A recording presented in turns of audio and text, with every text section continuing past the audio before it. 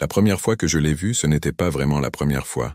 Je passais à côté de lui depuis des semaines, peut-être des mois, descendant les escaliers de la station Gran Via, avec la même hâte méthodique qu'à l'accoutumée, le son du piano ne s'enregistrant à peine dans ma conscience comme faisant partie du paysage urbain de Madrid. Mais cet après-midi de jeudi, quelque chose changea. Il était 7h15 du soir, je le sais car je descends toujours à cette heure précise. Et lorsque mes chaussures en cuir italien touchèrent la 3e marche en partant du haut, la mélodie commença. Ce n'était pas comme les autres fois. Celle-ci était différente, urgente, presque violente dans sa passion. Les notes montaient et descendaient, comme des vagues s'écrasant contre des rochers. Et je sentis chaque accord résonner directement dans ma poitrine, comme si les cordes du piano étaient connectées à quelque chose de profond en moi, que j'avais soigneusement maintenu endormi. Mes pas ralentirent involontairement. La foule coulait autour de moi, des corps pressés me poussant en avant, mais je m'arrêtai au milieu de l'escalier, la main agrippée à la rampe froide. Pour la première fois depuis des années, j'écoutais vraiment, et puis je le regardais. Il était assis devant le piano droit que la station lui permettait d'utiliser, son corps penché sur les touches, avec une intensité qui frôlait l'obscène. Ses cheveux châtains clairs tombaient sur ses yeux pendant qu'il jouait, et je pouvais voir la tension dans ses bras, les muscles de ses avant-bras se contractant à chaque mouvement. Il portait un t-shirt blanc ajusté qui collait à son torse avec la chaleur du métro, et une veste en cuir marron pendait au dossier de son tabouret. Mais ce furent ses mains qui m'hypnotisèrent. Longues, fortes, assurées, elles volaient sur les touches avec une précision que moi, en tant qu'architecte obsédé par les lignes parfaites, pouvais apprécier de manière viscérale. Il y avait quelque chose de profondément érotique dans la façon dont ses doigts caressaient l'ivoire, pressant, effleurant, frappant avec une passion éhontée qui faisait accélérer ma respiration. La mélodie s'intensifia, devenant presque douloureuse dans sa beauté, et ce fut alors qu'il leva les yeux. Ses yeux verts me trouvèrent avec une précision qui ne pouvait être accidentelle. Ils me transpercèrent, me dénudèrent, me lurent comme s'ils pouvaient voir chaque secret que je gardais sous mes chemises parfaitement repassées, et ma vie méticuleusement ordonnée. Un sourire lent, presque prédateur, courba ses lèvres pendant que ses mains continuaient leur danse sur les touches. Je sentis la chaleur monter le long de mon cou, un mélange de honte et de quelque chose de beaucoup plus dangereux. Mon cœur battait si fort que j'étais sûr qu'il pouvait l'entendre par-dessus la musique, par-dessus le bruit de la station, par-dessus tout. Mes doigts serrèrent ma mallette en cuir jusqu'à ce que mes jointures blanchissent. Je ne pouvais pas détourner le regard, lui non plus. La mélodie atteignit un crescendo qui semblait impossible pour un seul homme et un piano, puis, abruptement, elle s'arrêta. Le silence qui suivit fut assourdissant. Mes oreilles bourdonnaient, ma peau brûlait, et chaque fibre de mon être me criait de courir, de m'échapper avant qu'il ne soit trop tard. Mais je ne le fis pas. Il se leva du tabouret avec une grâce fluide qui contrastait avec l'intensité de sa musique. Il était plus petit que ce que j'avais imaginé, peut-être de quelques centimètres de moins que moi, mais il y avait une présence en lui qui remplissait l'espace. Il s'approcha lentement, se frayant un chemin parmi les quelques personnes qui étaient restées pour applaudir, ses yeux ne quittant jamais les miens. Quand il fut assez près pour que je puisse sentir son eau de Cologne, quelque chose de citronné mélangé à la sueur et à l'essence masculine indéniable qui me faisait tourner la tête, il s'arrêta. Nous étions au milieu de la station, entourés de centaines d'étrangers pressés, mais cela aurait pu n'être que nous deux dans tout l'univers. « Je joue cette mélodie seulement pour toi », dit-il, et sa voix avait cet accent porteño inimitable qui faisait sonner chaque mot comme une caresse. Chaque note parle de la façon dont tu descends ces escaliers, comme si tu fuyais quelque chose, ou quelqu'un. Ma gorge se noua. Je voulus dire quelque chose, n'importe quoi, mais les mots se coincèrent derrière des années de pratique à maintenir les apparences, à contrôler chaque expression, chaque réaction. « Je t'ai vu », continua-t-il en faisant un pas de plus, trop près pour deux étrangers, trop près pour le confort, exactement la bonne distance pour que tout mon corps vibre de conscience.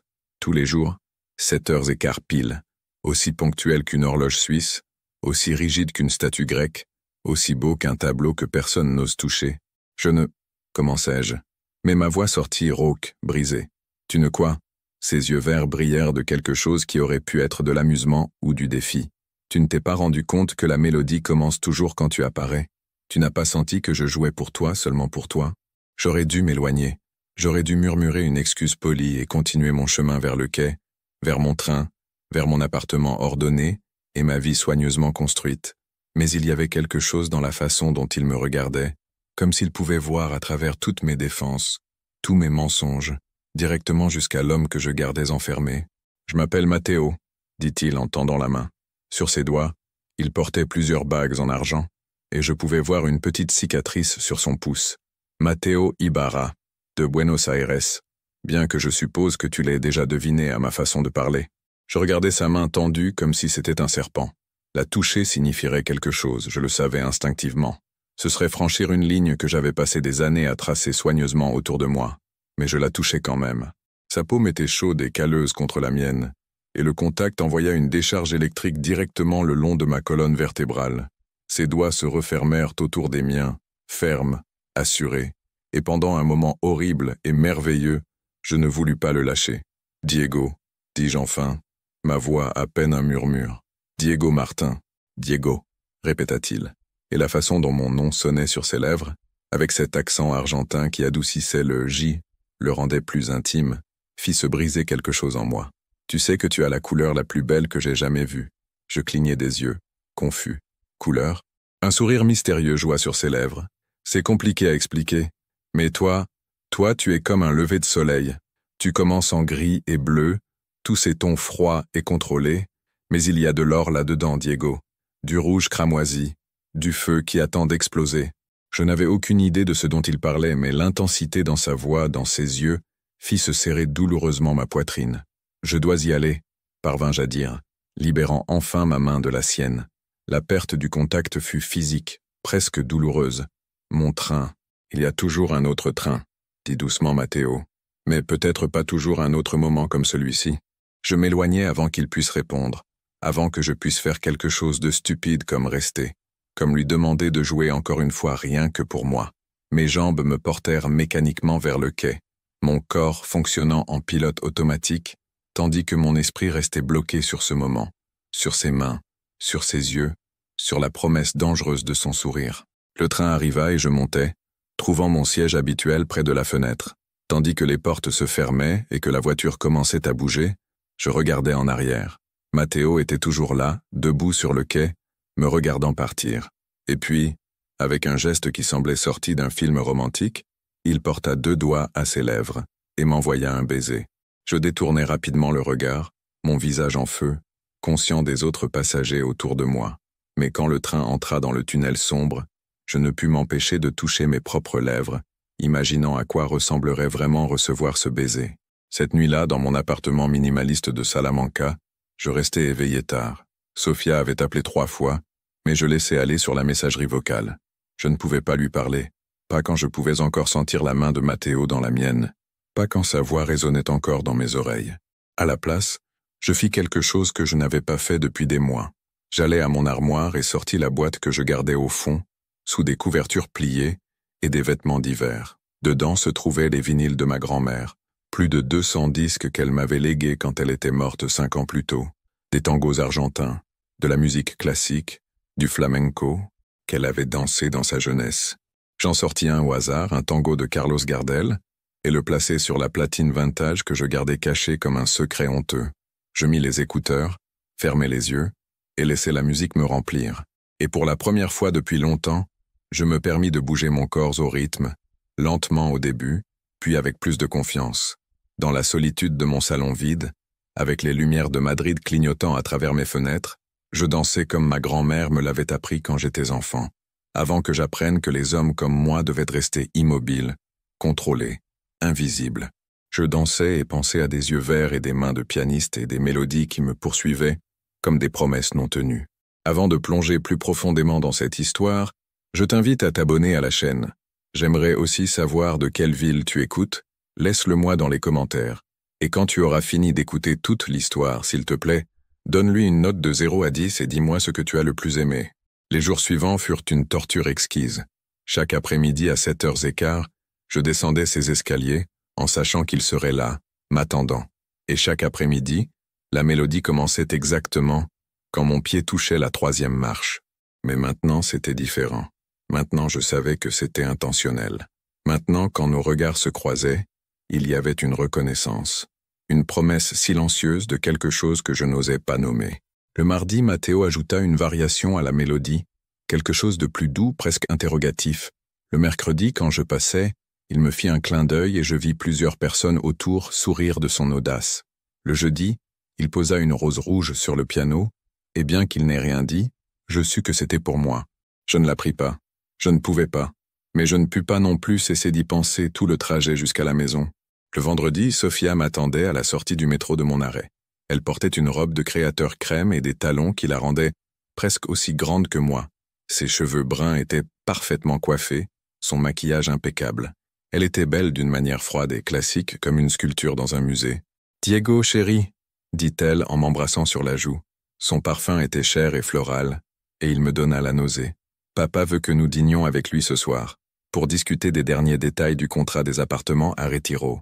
Les appartements à Retiro, le projet qui m'avait consumé les 6 derniers mois, celui qui assurerait ma position au studio, celui qui ferait enfin voir à mon père que j'étais plus qu'une déception potentielle. Bien sûr, dis-je, parce que c'était ce que je disais toujours. À quelle heure? À 9 heures, chez Casalucio. Elle passa son bras sous le mien avec une familiarité possessive. J'ai pensé aux arrangements floraux pour le mariage. Maman suggère des pivoines, mais je préfère des roses. Qu'en penses-tu? Des roses. Je pensai à la rose rouge sur le piano de Matteo et sentis quelque chose se tordre douloureusement dans mon estomac. Ce que tu préfères me va, murmurai-je. Sophia continua à parler pendant que nous marchions vers mon appartement. Quelque chose sur les couleurs des nappes et les listes d'invités, et si nous devrions faire notre lune de miel aux Maldives ou à Bora Bora. Je hochais la tête aux moments appropriés, faisais les bons bruits, mais mon esprit était à des kilomètres, dans une station de métro, où un pianiste argentin jouait des mélodies qui semblaient connaître tous mes secrets. Ce soir-là, pendant le dîner avec le père de Sophia, un homme corpulent avec un cigare perpétuel et des opinions sur tout, je touchais à peine à ma nourriture. Il parlait de marge bénéficiaire et de retour sur investissement, et je dessinais des motifs invisibles sur la nappe avec ma fourchette, pensant à la façon dont les mains de Matteo volaient sur les touches du piano. « Diego, m'écoutes-tu » La voix d'Eduardo Romero me sortit de mes pensées. « Désolé, Eduardo, ça a été une longue semaine. »« Tu as l'air fatigué, fils. » Eduardo me regarda avec quelque chose qui aurait pu être de l'inquiétude ou une évaluation critique. « Assure-toi de prendre soin de toi. Tu ne peux pas mener des projets importants si tu es épuisé. Et bien sûr, tu dois être au meilleur de ta forme pour le mariage. » Le mariage. Dans 4 mois, je me tiendrai devant des centaines de personnes, promettant d'aimer Sophia pour toujours, devenant officiellement le gendre parfait, l'architecte respectable, l'homme que mon père avait toujours voulu que je sois. L'idée me provoqua une panique pure. « Oui, bien sûr, » dis-je, en attrapant mon verre de vin et en buvant plus que prévu. Plus tard, quand je parvins enfin à m'échapper et à rentrer chez moi, je restai debout sous ma douche pendant ce qui sembla des heures, laissant l'eau chaude frapper mon dos tandis que j'essayais de comprendre ce qui m'arrivait. J'avais connu des hommes attirants avant. Madrid en était plein, mais j'avais toujours pu maintenir cette partie de moi soigneusement compartimentée, ignorée, niée. J'étais bon à cela. J'avais des années de pratique. Mais Matteo était différent. Pas seulement parce qu'il était beau bien qu'il le fût, pas seulement parce que sa musique me touchait dans des endroits que j'ignorais exister. C'était la façon dont il me regardait, comme s'il voyait quelque chose en moi que même moi je n'osais pas reconnaître, comme s'il attendait que je me réveille d'un long rêve et que je le rejoigne dans quelque chose de réel. Et c'était la partie qui me terrifiait le plus. Cette nuit-là, je rêvais de mains sur des touches de piano et d'yeux verts qui me suivaient à travers des tunnels sombres du métro, et je me réveillais en sueur, mon corps vibrant d'un désir que j'avais passé des années à essayer d'étouffer. Le lundi matin, j'arrivais à mon bureau avec des cernes et 2 doubles cafés dans le système. Ma collègue, Patricia, haussa un sourcil en me voyant. « Mon Dieu, Diego, un camion t'a renversé ?»« Merci, Patricia. » Toujours aussi diplomate. Elle rit, s'approchant de mon bureau avec son propre café. « Sérieusement, ça va? Tu n'as pas l'air toi-même ces temps-ci. » Je n'étais pas moi-même. C'était exactement le problème. Je vais bien, juste. Le projet de Retiro me consume. Patricia m'étudia avec ses yeux bruns et pénétrants qui la rendaient probablement excellente dans son travail mais agaçante comme amie. Où c'est que la date du mariage approche? Je me tendis involontairement. Le mariage va bien. Diego, sa voix s'adoucit. Tu sais que tu peux me parler, hein? Quoi que ce soit. Mais je ne pouvais pas. Pas de cela. Pas du pianiste argentin qui avait envahi mes pensées. Pas de la façon dont chaque nuit j'imaginais ce qui se passerait si je m'arrêtais simplement. Si je restais, si je me permettais. J'apprécie ton inquiétude, Patricia. Mais je vais vraiment bien. J'ai juste besoin de dormir plus. Elle n'avait pas l'air convaincue, mais elle eut la grâce de laisser tomber. Cette journée passa dans un flou de réunions et d'appels téléphoniques et de dessins architecturaux que je revoyais sans vraiment les voir. À 6 heures du soir, je rangeais mes affaires méthodiquement, comme toujours. À 6h30, je sortis du bureau. À 7 heures, je descendais les escaliers du métro à la station Sol pour changer vers Gran Via.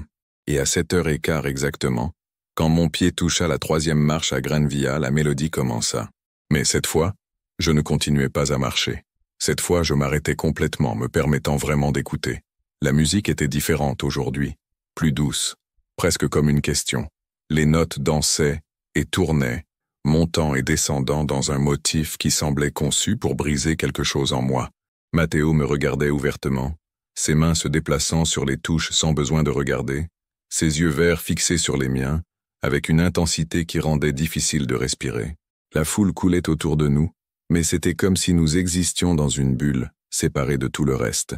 Son sourire était doux aujourd'hui, presque timide, si différent de sa confiance habituelle, que je sentis quelque chose fondre dans ma poitrine. Quand la mélodie se termina, il ne se leva pas immédiatement. Au lieu de cela, il garda ses mains sur les touches, attendant, m'attendant.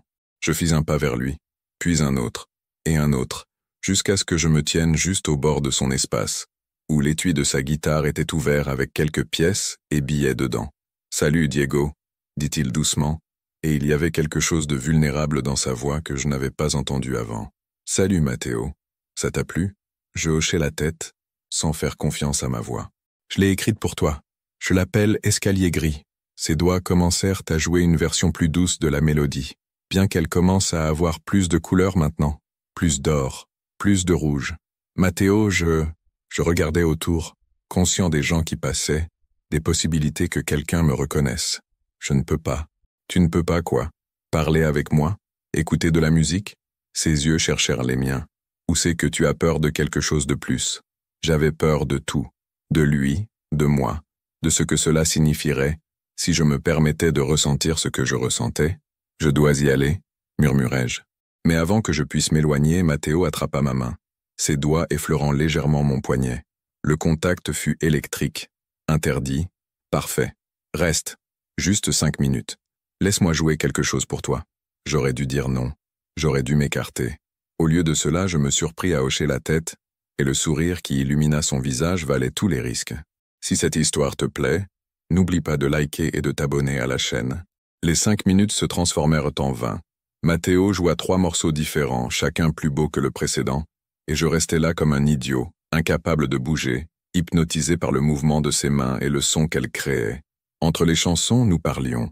Ou plutôt, il parlait et j'écoutais, contribuant par des monosyllabes et des hochements de tête quand nécessaire. Il me raconta Buenos Aires, comment il avait grandi dans le quartier de San Telmo entouré de musique de tango qui filtrait par les fenêtres des cafés. Il me parla de sa famille, une mère italienne tempérée et un père argentin qui avait été danseur professionnel jusqu'à ce qu'une blessure au genou mette fin à sa carrière. Il me dit qu'il avait étudié au conservatoire, mais l'avait quitté parce que la structure formelle tuait sa créativité. La musique doit être libre, dit-il, ses doigts caressant doucement les touches sans les presser, créant un murmure de son, comme respirer, comme ressentir. Tu ne peux pas l'enfermer dans des partitions et des règles sans qu'elle perde son âme. Je pensais à ma propre vie si soigneusement structurée, chaque moment planifié, chaque décision mesurée. Avais-je perdu mon âme dans le processus? Et toi, Diego? Demanda Matteo, se tournant complètement sur son tabouret pour me regarder. Qu'est-ce qui te passionne? La question me prit par surprise. Personne ne me l'avait posée depuis des années. Sofia supposait que j'étais passionné par l'architecture parce que c'était mon travail. Mon père pensait que j'étais passionné par le succès parce que c'était ce qu'il valorisait. Mais la vérité, je ne sais pas, admis-je enfin, et l'honnêteté de cette confession me coupa le souffle. Matteo inclina la tête, m'étudiant avec ses yeux verts qui semblaient voir trop. Je crois que tu le sais, seulement tu as peur de l'admettre. Il avait raison, bien sûr, mais avant que je puisse répondre, mon téléphone vibra dans ma poche. Je le sortis et vis le nom de Sofia sur l'écran. La culpabilité immédiate me traversa comme un couteau. Je dois répondre, murmurai-je, m'éloignant de quelques pas. Diego, où es-tu? La voix de Sofia sonnait irritée. On avait rendez-vous à 8 heures pour choisir les invitations et il est déjà 8 heures moins le quart. Merde. J'avais complètement oublié notre rendez-vous. Désolé, le métro a été retardé. J'arrive tout de suite. Quand je raccrochais et me retournais, Matteo m'observait avec une expression que je ne pus déchiffrer. La vulnérabilité d'avant avait disparu, remplacée par quelque chose de plus gardé. Ta petite amie, dit-il. Ce n'était pas une question. Ma fiancée, corrigeai-je, et les mots avaient un goût de cendre dans ma bouche. Quelque chose vacilla dans ses yeux, de la douleur peut-être, ou de la déception, mais il se reprit rapidement, son sourire revenant bien qu'il n'atteigne pas ses yeux. Bien sûr, désolé, je ne voulais pas te retenir. Matteo, vas-y Diego, tu ne veux pas que ta fiancée s'énerve. Il se tourna de nouveau vers le piano, ses doigts trouvant automatiquement les touches. On se voit demain, 7h15. Je m'éloignais le cœur lourd, l'écho de ses dernières paroles me poursuivant. On se voit demain, comme si c'était un fait, comme si nous savions tous les deux que je reviendrais, que je ne pouvais pas m'en empêcher même si je le voulais. La réunion avec Sofia fut un désastre. J'arrivais 20 minutes en retard, en sueur du métro et distrait. Elle passa 1 heure à me montrer des modèles d'invitation, qui se ressemblaient tous exactement pour moi, demandant mon avis sur les polices, et les bordures, et les types de papier qui m'importaient absolument pas. « Diego, tu écoutes ?»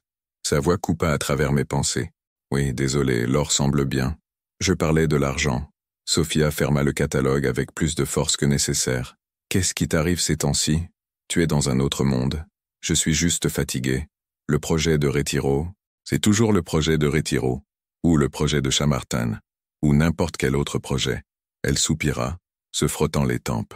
Parfois j'ai l'impression de planifier ce mariage toute seule. Peut-être que tu devrais, voulus-je dire. Peut-être que tu devrais trouver quelqu'un qui veut vraiment t'épouser, quelqu'un qui peut te donner l'amour que tu mérites, au lieu de cette version vide que je peux offrir.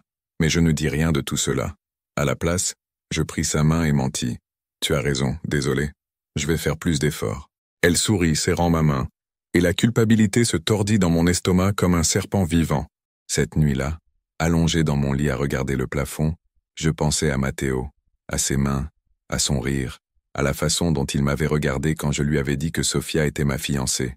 Je pensais aux 4 prochains mois et à la vie qui m'attendait après. Mariage, probablement des enfants éventuellement, dîner avec le père de Sofia et événements sociaux où je sourirais et ferais semblant et mourrais lentement de l'intérieur. Je sortis mon téléphone et ouvris Google. Mes doigts tremblaient tandis que je tapais. Comment savoir si on est gay? Les résultats apparurent. Des milliers d'articles et de forums et de tests stupides. Je les fixais longuement, mon cœur battant si fort que je pouvais l'entendre dans le silence de ma chambre. Puis je fermais le navigateur sans rien lire. Je n'avais pas besoin de tests ni d'articles pour me dire ce que je savais déjà, ce que j'avais su pendant des années mais que j'avais enterré si profondément que j'avais presque réussi à me convaincre que cela n'existait pas. Je me levai et allai à ma collection de vinyles. Cette fois, j'ai choisi un tango spécifique, un que ma grand-mère jouait quand j'étais enfant, la comparsita. Je mis les écouteurs et laissai la musique me remplir, cette combinaison parfaite de passion et de mélancolie que seul le tango argentin peut atteindre. Et je pensais à Matteo, à son accent porteño et à ses yeux verts, et je me permis, juste pour un moment, d'imaginer à quoi ressembleraient si les choses étaient différentes, si j'étais courageux, si je n'avais pas tant à perdre. Les jours suivants établirent un schéma dangereux.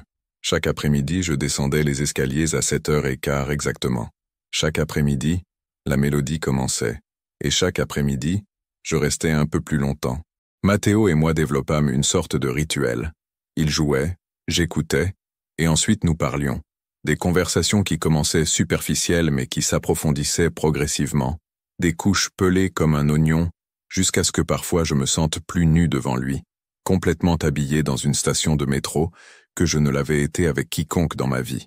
Il me raconta son ex, un homme nommé Santiago qui l'avait brisé si complètement qu'il avait fui Buenos Aires pour recommencer à Madrid. Je pensais qu'il m'aimait, dit Matteo un après-midi, ses doigts jouant des accords mineurs qui faisaient écho à sa douleur. Il s'avère qu'il m'aimait seulement quand c'était pratique, quand je rentrais dans la version de la vie qu'il avait planifiée. Quand les choses sont devenues difficiles, quand sa famille a commencé à faire pression, il m'a simplement laissé. Il s'est marié avec une femme 6 mois plus tard. L'histoire me frappa trop près de chez moi. Je détournai le regard, incapable de croiser ses yeux. « C'est pour ça que tu es venu à Madrid ?» demandai-je. En partie. Je voulais aussi voir si je pouvais faire de la vraie musique sans dépendre d'un travail de bureau que je détestais. Il rit, mais il y avait de l'amertume dans le son.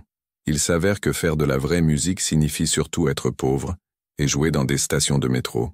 Ta musique est belle, dis-je doucement. Ça vaut le coup. Matteo me regarda alors, et il y avait quelque chose dans ses yeux qui fit s'arrêter ma respiration. Merci Diego. Venant de toi, ça veut dire beaucoup. Le jeudi de cette semaine-là, Matteo fit quelque chose de différent. Quand il termina de jouer son dernier morceau du jour, il commença à ranger sa partition et à fermer le couvercle du piano. « Où vas-tu » demandai-je, surpris par la panique dans ma propre voix. « Chez moi.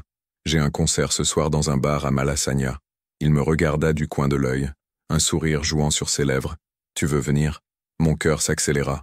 Je ne peux pas. »« Pourquoi pas ? Tu as des plans avec ta fiancée ?» La façon dont il dit « fiancée » avait un tranchant qui n'y était pas avant. « Non, c'est juste que tu as peur d'être vu avec moi » termina Matteo, et maintenant il n'y avait plus trace de sourire sur son visage. « Que quelqu'un soupçonne quelque chose ? Ce n'est pas ça. Alors c'est quoi, Diego ?» Il se leva du tabouret s'approchant de moi. « Parce que de là où je suis, on dirait que tu te caches. De moi, de toi-même, de ce que c'est entre nous. »« Il n'y a pas de nous, » dis-je, mais les mots sonnèrent faibles même à mes propres oreilles. Matteo rit, un son sans humour. « Non ? Alors, qu'est-ce que tu fais ici tous les jours ? Pourquoi restes-tu plus longtemps chaque fois ? Pourquoi me regardes-tu de la façon dont tu me regardes ? Je ne sais pas de quoi tu parles. » Menteur. Le mot fut doux mais coupa comme un couteau. Tu te mens à toi-même, tu mens à ta fiancée, et tu me mens à moi. Arrête. Ma voix sortit plus forte que prévu, et quelques personnes près de nous regardèrent avec curiosité. Je baissai la voix. Tu ne sais rien de moi ou de ma vie. Je sais plus que tu ne penses. Matteo fit un pas de plus, assez près pour que je puisse voir les taches dorées dans ses yeux verts.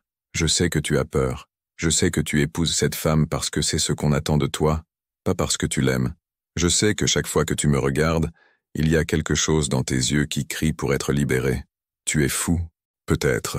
Il attrapa son sac à dos et le passa sur son épaule. Mais au moins je suis honnête sur qui je suis. Peux-tu dire la même chose, Diego ? Il s'éloigna avant que je puisse répondre, se perdant dans la foule de la station, et je restais là, tremblant, furieux et effrayé, et plus perdu que je ne l'avais été depuis des années. Je ne revins pas à la station Gran Via le vendredi, ni le lundi. Je pris un itinéraire différent, un qui ajoutait 20 minutes à mon trajet mais qui évitait complètement cette station. Je me disais que c'était pour le mieux, que Matteo avait raison de s'éloigner, que je devais me concentrer sur ma vraie vie au lieu de cette dangereuse fantaisie. Mais je me sentais misérable. Le travail devint insupportable. Chaque dessin que je faisais semblait plat, sans vie. Patricia commenta plus d'une fois mon humeur, mais je l'éloignais avec des réponses cinglantes que je regrettais ensuite. Sofia organisa 2 dîners de plus pour discuter des détails du mariage, et je m'assis à travers eux comme un zombie, hochant la tête aux moments appropriés mais sans vraiment traiter quoi, que ce soit de ce qui se disait. Le mardi soir, mon père appela. « Diego, j'ai besoin que tu viennes dîner dimanche. Toute la famille sera là. » Mon estomac se noua. Les dîners familiaux étaient des événements formels et épuisants, où mon père présidait comme un roi, et où tout le monde rivalisait pour son approbation. Y a-t-il une occasion spéciale ? Ai-je besoin d'une occasion pour voir mon fils ? Il y avait un tranchant dans sa voix que je connaissais bien. De plus, Eduardo a mentionné que tu as été distrait ces temps-ci. Je veux m'assurer que tout va bien. Bien sûr. Eduardo avait parlé à mon père, probablement exprimant des inquiétudes sur ma convenance comme gendre, sur si on pouvait me confier des projets importants. Tout va bien, papa, j'ai juste beaucoup travaillé. Bien, on se voit dimanche à 8 heures. Et Diego, amène Sofia. Ta mère veut discuter de quelques détails sur la liste des invités. Quand je raccrochais, j'avais envie de lancer le téléphone contre le mur. À la place, je fis ce que je faisais toujours quand la pression devenait trop forte. J'allais à ma collection de vinyles.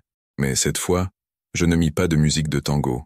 À la place, je m'assis par terre à côté de la platine, et je me permis de pleurer pour la première fois depuis des années.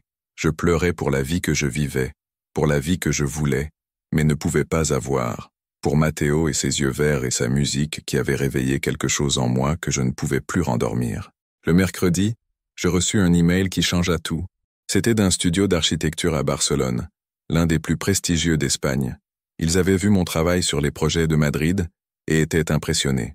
Il voulait m'offrir l'opportunité de diriger la reconstruction d'un bâtiment historique dans le Barrio Gótico, un projet qui durerait au moins 2 ans et qui serait une pièce maîtresse dans mon portfolio. C'était le genre d'opportunité dont rêvent les architectes, le genre de projet qui pourrait faire ma carrière. Mais cela signifiait déménager à Barcelone, signifiait quitter Madrid, quitter mon travail actuel, quitter Sofia et le mariage prévu, et les attentes de mon père. Je lus l'email 3 fois, mon cœur battant plus fort à chaque lecture. Puis je le fermai et fixai l'écran étourdi par les possibilités. Cette nuit-là, je ne pus pas dormir. Je me retournai dans le lit jusqu'à 4 heures du matin, mon esprit tournant en cercle. Barcelone. Je pourrais recommencer là-bas, être quelqu'un de différent, quelqu'un de plus honnête. Mais à quel prix? Décevrions-je mon père? Briserais-je le cœur de Sofia? Perdrais-je tout ce pourquoi j'avais travaillé à Madrid? Et pourtant, qu'étais-je vraiment en train de construire? Une carrière basée sur des connexions et la convenance? Un mariage basé sur des mensonges? Une vie où la partie la plus authentique de moi n'existait que tard la nuit avec des écouteurs, dansant seul dans mon salon vide? Le jeudi matin, j'arrivais au bureau avec une décision à moitié formée. Je parlerai à Patricia de l'offre, obtiendrai son point de vue avant de faire quoi que ce soit de drastique. Tu dois l'accepter, dit-elle immédiatement quand je lui racontais. Diego, c'est une opportunité incroyable. Pourquoi même douter? Il y a Sofia, et le mariage, et mon père. Sofia trouvera quelqu'un d'autre. Ton père survivra. Et quant au mariage, Patricia s'arrêta, choisissant ses mots avec soin. Diego, veux-tu vraiment l'épouser? La question resta suspendue dans l'air entre nous. Je voulus mentir, dire oui, bien sûr que oui, mais les mots ne sortirent pas. Je ne sais pas, admis-je enfin. Alors tu as déjà ta réponse. Patricia posa sa main sur la mienne. Écoute, je ne sais pas ce qui se passe avec toi, et tu n'as pas besoin de me le dire. Mais je sais que tu n'es pas heureux. Je le vois dans tes yeux tous les jours, et la vie est trop courte pour être misérable. Ces mots restèrent avec moi toute la journée. La vie est trop courte pour être misérable. Quand avais-je cessé d'être heureux? Avais-je jamais été vraiment heureux? Ou avais-je joué un rôle si longtemps que j'avais oublié ce que ressentait le vrai bonheur? Cet après-midi-là, à 7h15, je me retrouvais à descendre les escaliers à la station Gran Via. Je n'avais pas prévu de venir ici. Mes pieds m'y avaient simplement porté, comme s'ils avaient leur propre volonté. La mélodie commença quand mon pied toucha la 3e marche, et le soulagement que je ressentis fut si intense qu'il me fit presque trébucher. Matteo était là jouant comme toujours, comme si une semaine n'était pas passée depuis notre dispute. Mais quand je levai les yeux, et que nos regards se croisèrent, je vis quelque chose dans son expression que je n'avais pas vu avant, de l'incertitude, de la vulnérabilité, de l'espoir prudent. Je m'approchai lentement, mon cœur battant si fort que j'étais sûr que tout le métro pouvait l'entendre. Quand j'arrivai à son côté, il arrêta de jouer. « Salut », dis-je, ma voix à peine un murmure. « Salut, Diego ». Ses yeux cherchèrent les miens, essayant de lire mon expression. « Je pensais que tu ne reviendrais pas. Moi aussi je le pensais. Mais te voilà, me voilà. » Silence. La station bourdonnait d'activité autour de nous, mais c'était comme si nous étions de nouveau dans notre propre bulle, séparés du reste du monde. Matteo, à propos de ce que tu as dit la semaine dernière, désolé, interrompit-il rapidement. Je n'avais pas le droit de te juger ou de te presser. Ta vie est ta vie. Tes décisions sont les tiennes. Non? Je secouai la tête. Tu avais raison. Surtout, je suis un menteur, et je me cache, et j'ai peur. Ses yeux s'adoucirent. Diego, mais je veux essayer. Je ne sais pas comment, et je vais probablement tout gâcher. Mais je veux essayer d'être plus honnête. Avec moi-même, au moins. Un sourire lent se répandit sur le visage de Matteo, si beau qu'il me fit mal à la poitrine. C'est tout ce que tu peux faire, tu sais. Essayer. Un pas à la fois. Tu joues encore dans ce bar à Malasaña? Tous les jeudis soirs. Pourquoi? Je respirais profondément, rassemblant chaque gramme de courage que j'avais. Puis-je venir? Te voir jouer, je veux dire. Le sourire de Matteo s'élargit en un sourire complet, et c'était comme le soleil se levant après des jours de pluie. J'adorerais, Diego. J'adorerais. Le bar s'appelait La Luna Roja, caché dans une rue étroite de Malasaña que tu pourrais facilement manquer si tu ne savais pas qu'il était là. Il y avait une petite lune rouge au néon au-dessus de la porte, et l'intérieur était exactement ce à quoi on s'attendait. Lumière tamisée, murs de briques apparentes, tables en bois usées, et une petite scène dans le coin avec un piano droit qui avait vu des jours meilleurs. J'arrivais à 10h, une demi-heure après que Matteo avait dit qu'il commencerait son set. Je le fis exprès, ne voulant pas sembler trop impatient. Bien que j'aie été prêt depuis 8 heures, je m'étais changé 3 fois, décidant finalement pour un jean sombre et une chemise en lin bleu clair avec les manches retroussées, un compromis entre mon style habituel et quelque chose de plus décontracté qui ne me ferait pas trop ressortir dans ce genre d'endroit. Le bar était à moitié plein, surtout des jeunes artistes et bohèmes avec piercing et tatouages, et cet air de nonchalance étudié que je n'avais jamais pu maîtriser. Je me sentis immédiatement hors de place avec ma chemise repassée et ma montre Omega. Matteo était sur scène, jouant quelque chose de lent et mélancolique que je reconnus comme un tango traditionnel mais avec sa propre touche moderne. Les lumières de la scène le baignaient en tons ambre et rouge, faisant briller sa peau, soulignant les muscles de ses bras tandis que ses mains volaient sur les touches. Il portait un jean ajusté et un t-shirt noir simple qui collait à son torse, et il y avait quelque chose d'incroyablement sexy dans sa concentration totale, dans la façon dont son corps bougeait avec la musique. Je restais près de l'entrée, hypnotisé, jusqu'à ce que ses yeux se lèvent et me trouvent.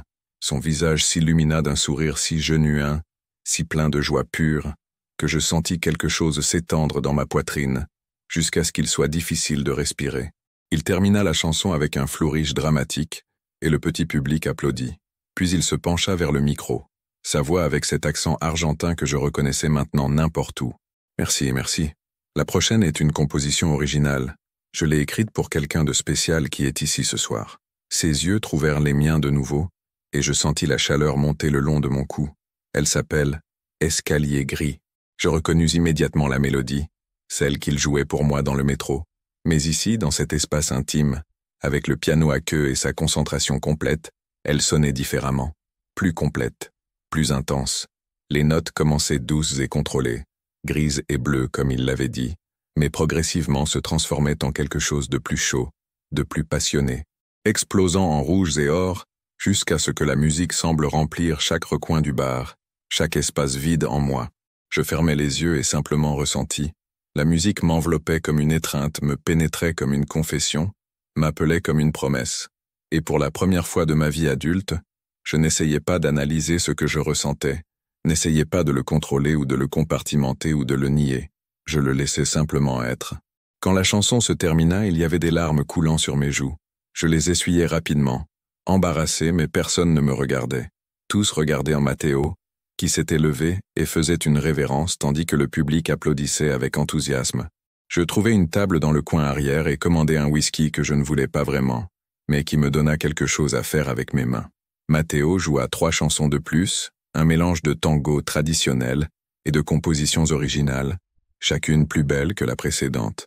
Entre les chansons, il parlait au public, racontait des histoires sur Buenos Aires, faisait rire les gens, avec des anecdotes sur ses premiers jours à Madrid. Il était magnétique. Tout le monde dans le bar était charmé par lui, et moi, j'étais terrifié par combien je voulais faire partie de son monde, de sa vie, de sa musique. Après son set, Matteo descendit de la scène et fut immédiatement entouré de personnes qui voulaient le féliciter, lui demander sur ses chansons, acheter ses albums. Je l'observais interagir avec tous, toujours souriant, toujours genuin, et je sentis quelque chose comme la jalousie se tordre dans mon estomac. Qu'est-ce qui me faisait penser que j'étais spécial pour lui? Il composait probablement des chansons pour des dizaines de personnes. Il disait probablement à tout le monde qu'il voyait des couleurs. Je considérais partir discrètement quand Matteo se libéra de la foule et marcha directement vers ma table, 2 bières à la main. « Je pensais que tu étais parti, » dit-il, en glissant une bière vers moi avant de s'asseoir sur la chaise en face. J'ai failli. « Mais tu ne l'as pas fait ?» Il sourit, s'appuyant en arrière dans sa chaise avec cette confiance décontractée que j'enviais. « Qu'en as-tu pensé? C'était incroyable. Tu es incroyable. » Il rougit légèrement, quelque chose que je n'attendais pas, et ce fut charmant. « Merci. Ça veut dire beaucoup venant de toi. Pourquoi? » La question sortit avant que je puisse l'arrêter. Je ne suis pas musicien. Je ne sais vraiment rien de la musique. Tu n'as pas besoin de savoir sur la musique pour la ressentir. Et tu la ressens, Diego. Je le vois sur ton visage chaque fois que je joue. Il se pencha en avant, ses bras sur la table, nous rapprochant. De plus, ce n'est pas seulement ton opinion sur la musique qui m'importe, c'est ton opinion sur tout. Tu me connais à peine. Je sais plus que tu ne penses. Ses doigts jouaient avec l'étiquette de sa bouteille de bière. Je sais que tu prends le même train tous les jours à la même heure. Je sais que tu portes ta mallette dans la main droite et ton téléphone toujours dans la poche gauche. Je sais que tu as une petite cicatrice au-dessus de ton sourcil gauche que tu touches quand tu es nerveux. Je sais que tu essayes de ne pas me regarder mais que tu ne peux pas t'en empêcher, tout comme je ne peux pas m'empêcher de te regarder. Mon cœur battait si fort que j'étais sûr qu'il pouvait l'entendre. Matteo, je sais que tu es fiancé, continua-t-il, sa voix baissant, et je sais que c'est probablement une mauvaise idée. Mais je sais aussi que quand je t'ai vu pour la première fois, descendant ces escaliers, avec cette expression de quelqu'un qui fuit quelque chose qu'il ne peut pas nommer, j'ai ressenti quelque chose que je n'avais pas ressenti depuis Santiago. Et ça m'effraie, Diego. Ça me terrifie. Mais je ne peux pas prétendre que ça n'existe pas. Je ne savais pas quoi dire. Chaque mot qui me venait semblait inadéquat, insuffisant pour la magnitude de ce que je ressentais. Tu n'as pas à dire quoi que ce soit, dit doucement Matteo. Juste, reste un peu. Parle-moi. Laisse-moi te connaître au-delà de ce que je vois dans la station de métro. Alors je restais, et nous parlâmes, pendant des heures, jusqu'à ce que le bar commence à se vider et que le barman commence à lancer des regards significatifs à Matteo. Je lui parlais de mon travail, bien que j'omette soigneusement toute mention de Sofia ou du mariage. Je lui parlais de ma famille, de mon père exigeant et de ma mère qui avait toujours été plus une décoration qu'une présence réelle dans ma vie. Je lui parlais de mon frère aîné Javier, qui avait été la brebis galeuse de la famille en rejetant l'entreprise familiale pour voyager autour du monde. Ça sonne courageux, commenta Matteo. Mon père l'appelle égoïste et irresponsable. Et toi, qu'en penses-tu? Je m'arrêtais, considérant la question. Je pense que c'est courageux, et je pense que je l'envie. Matteo m'étudia avec ses yeux verts pénétrants. Pourquoi ne fais-tu pas la même chose alors? Pourquoi ne vis-tu pas ta vie comme tu le veux? Ce n'est pas si simple. Pourquoi pas? Parce que j'ai des responsabilités, des attentes, les gens dépendent de moi. Ou c'est que tu as peur de les décevoir? La question me frappa comme un coup de poing à l'estomac parce qu'il avait raison. Tout revenait à la peur. Peur de décevoir mon père, de perdre ma carrière, d'être vu comme un échec, d'être différent. Je dois y aller, dis-je abruptement, en me levant de la table. Matteo se leva aussi, de l'inquiétude traversant son visage. Ai-je dit quelque chose de mal? Non, j'ai juste besoin de réfléchir. Il me suivit jusqu'à la porte, capturant doucement mon bras. « Diego, attends !» Je me tournai vers lui, et nous étions si proches que je pouvais voir les taches dorées dans ses yeux verts, pouvais sentir la chaleur rayonnant de son corps. « Je ne veux pas te presser, » dit doucement Matteo, « mais je ne veux pas non plus te mentir sur ce que je ressens. Tu me plais, Diego, beaucoup, et je pense que je te plais aussi, même si ça t'effraie de l'admettre. » Ma respiration se bloqua. Je voulus le nier, voulus m'éloigner, voulu faire ce qui était sûr, ce qui était correct. Mais j'étais si fatigué de faire ce qui était correct, quand ça se sentait si mal. Ça m'effraie, murmurai-je. Je sais, sa main était toujours sur mon bras, son pouce traçant de petits cercles qui envoyaient des frissons le long de ma colonne. Mais tu sais ce qui est encore plus effrayant? Vivre toute ta vie sans jamais prendre de risques, sans jamais ressentir quelque chose de réel. Avant que je puisse trop y penser, avant que je puisse parler, je me penchai et pressai mes lèvres contre les siennes. Le baiser fut bref, à peine un effleurement, mais ce fut comme de l'électricité courant dans mes veines. Matteo se figea une seconde, surpris, puis sa main glissa jusqu'à ma nuque, m'attirant plus près tandis qu'il approfondissait le baiser. Ses lèvres étaient douces et fermes, avaient un goût de bière et de quelque chose de plus doux, quelque chose d'uniquement Matteo. Son autre main trouva ma taille, me serrant contre lui, et je sentis le monde disparaître, jusqu'à ce qu'il ne reste plus rien que ceci. Sa bouche sur la mienne, son corps contre le mien, sa respiration se mélangeant à la mienne. Quand nous nous séparâmes, enfin, nous haletions tous les deux. J'appuyais mon front contre le sien, les yeux fermés, essayant de traiter ce que je venais de faire. « Diego » murmura Matteo, et il y avait tant dans ce mot, de l'émerveillement, du désir, des questions sans réponse. « Je dois y aller » dis-je de nouveau, mais cette fois ça sonnait différemment. Comme une excuse plutôt qu'une excuse. « Te verrai-je demain? Au métro ?» Je hochai la tête sans faire confiance à ma voix. « D'accord. » Matteo se pencha et pressa un baiser doux sur mon front. « Vas-y, réfléchis. Et quand tu seras prêt à parler, tu sais où me trouver. » Je sortis dans la rue et marchai sans but pendant ce qui aurait pu être des heures. Madrid la nuit était différente, plus douce, plus honnête d'une certaine manière. Les rues étaient presque vides à cette heure. Seulement occasionnellement des groupes de jeunes riant ou des couples marchant main dans la main. Des couples. Je pensais à Sofia, au baiser chaste que nous avions partagé quand nous nous étions fiancés, si différent du baiser avec Matteo, que je pouvais encore sentir sur mes lèvres. Je pensais aux 6 derniers mois de notre relation, à toutes les fois où j'avais dû me forcer à ressentir quelque chose de plus qu'une affection amicale pour elle. Éventuellement, je trouvais mon chemin vers El Retiro, le grand parc qui était fermé à cette heure mais dont les portes pouvaient être facilement escaladées si on savait où. Je l'avais fait d'innombrables fois adolescent, cherchant une échappatoire à la pression de la maison. Je m'assis sur un banc face à l'étang, regardant le reflet de la lune dans l'eau, et sortis mon téléphone. J'avais 5 appels manqués de Sofia, et 3 messages textes me demandant où j'étais. Au lieu de lui répondre, j'ouvris l'email de Barcelone et le relus. L'opportunité était toujours là, attendant ma décision. 2 ans dans une nouvelle ville, loin des attentes de mon père, loin du contrôle d'Eduardo Romero, loin de cette vie que j'avais construite mais que je n'avais jamais vraiment voulu, mais aussi loin de Matteo. Cette pensée m'arrêta. Quand avais-je commencé à m'en soucier autant? Ça n'avait été que quelques semaines, je le connaissais à peine. Et pourtant, l'idée de ne pas le voir à ce piano chaque après-midi, de ne pas entendre sa voix avec cet accent porteño, de ne pas pouvoir regarder ses yeux verts et voir mon propre reflet renvoyé, était insupportable. Mon téléphone vibra. Un autre message de Sofia. Mais cette fois, c'était différent. « Diego, nous devons parler. Je sais que quelque chose se passe. S'il te plaît, sois honnête avec moi. Je le mérite. » Elle avait raison. Elle méritait l'honnêteté. Elle méritait quelqu'un qui l'aime vraiment. Pas quelqu'un qui se contentait de remplir les attentes. Elle méritait plus que ce que je pouvais lui donner. J'écrivis et effaçai 5 réponses différentes, avant de finalement écrire « Tu as raison, parlons demain, désolé. » Je ne dormis pas cette nuit-là. Je restais éveillé dans mon lit, fixant le plafond, revivant ce baiser encore et encore. La façon dont Matteo m'avait touché, comme si j'étais précieux. La façon dont il m'avait regardé après, comme s'il voyait quelque chose en moi qui valait la peine de risquer. Le matin, mon père m'appela. « Diego, ta mère est excitée pour le dîner de dimanche. Assure-toi d'arriver à l'heure. Papa, je dois te parler de quelque chose. » De quoi? Je respirais profondément. J'ai reçu une offre d'emploi. À Barcelone. Silence. Puis, c'est une bonne opportunité.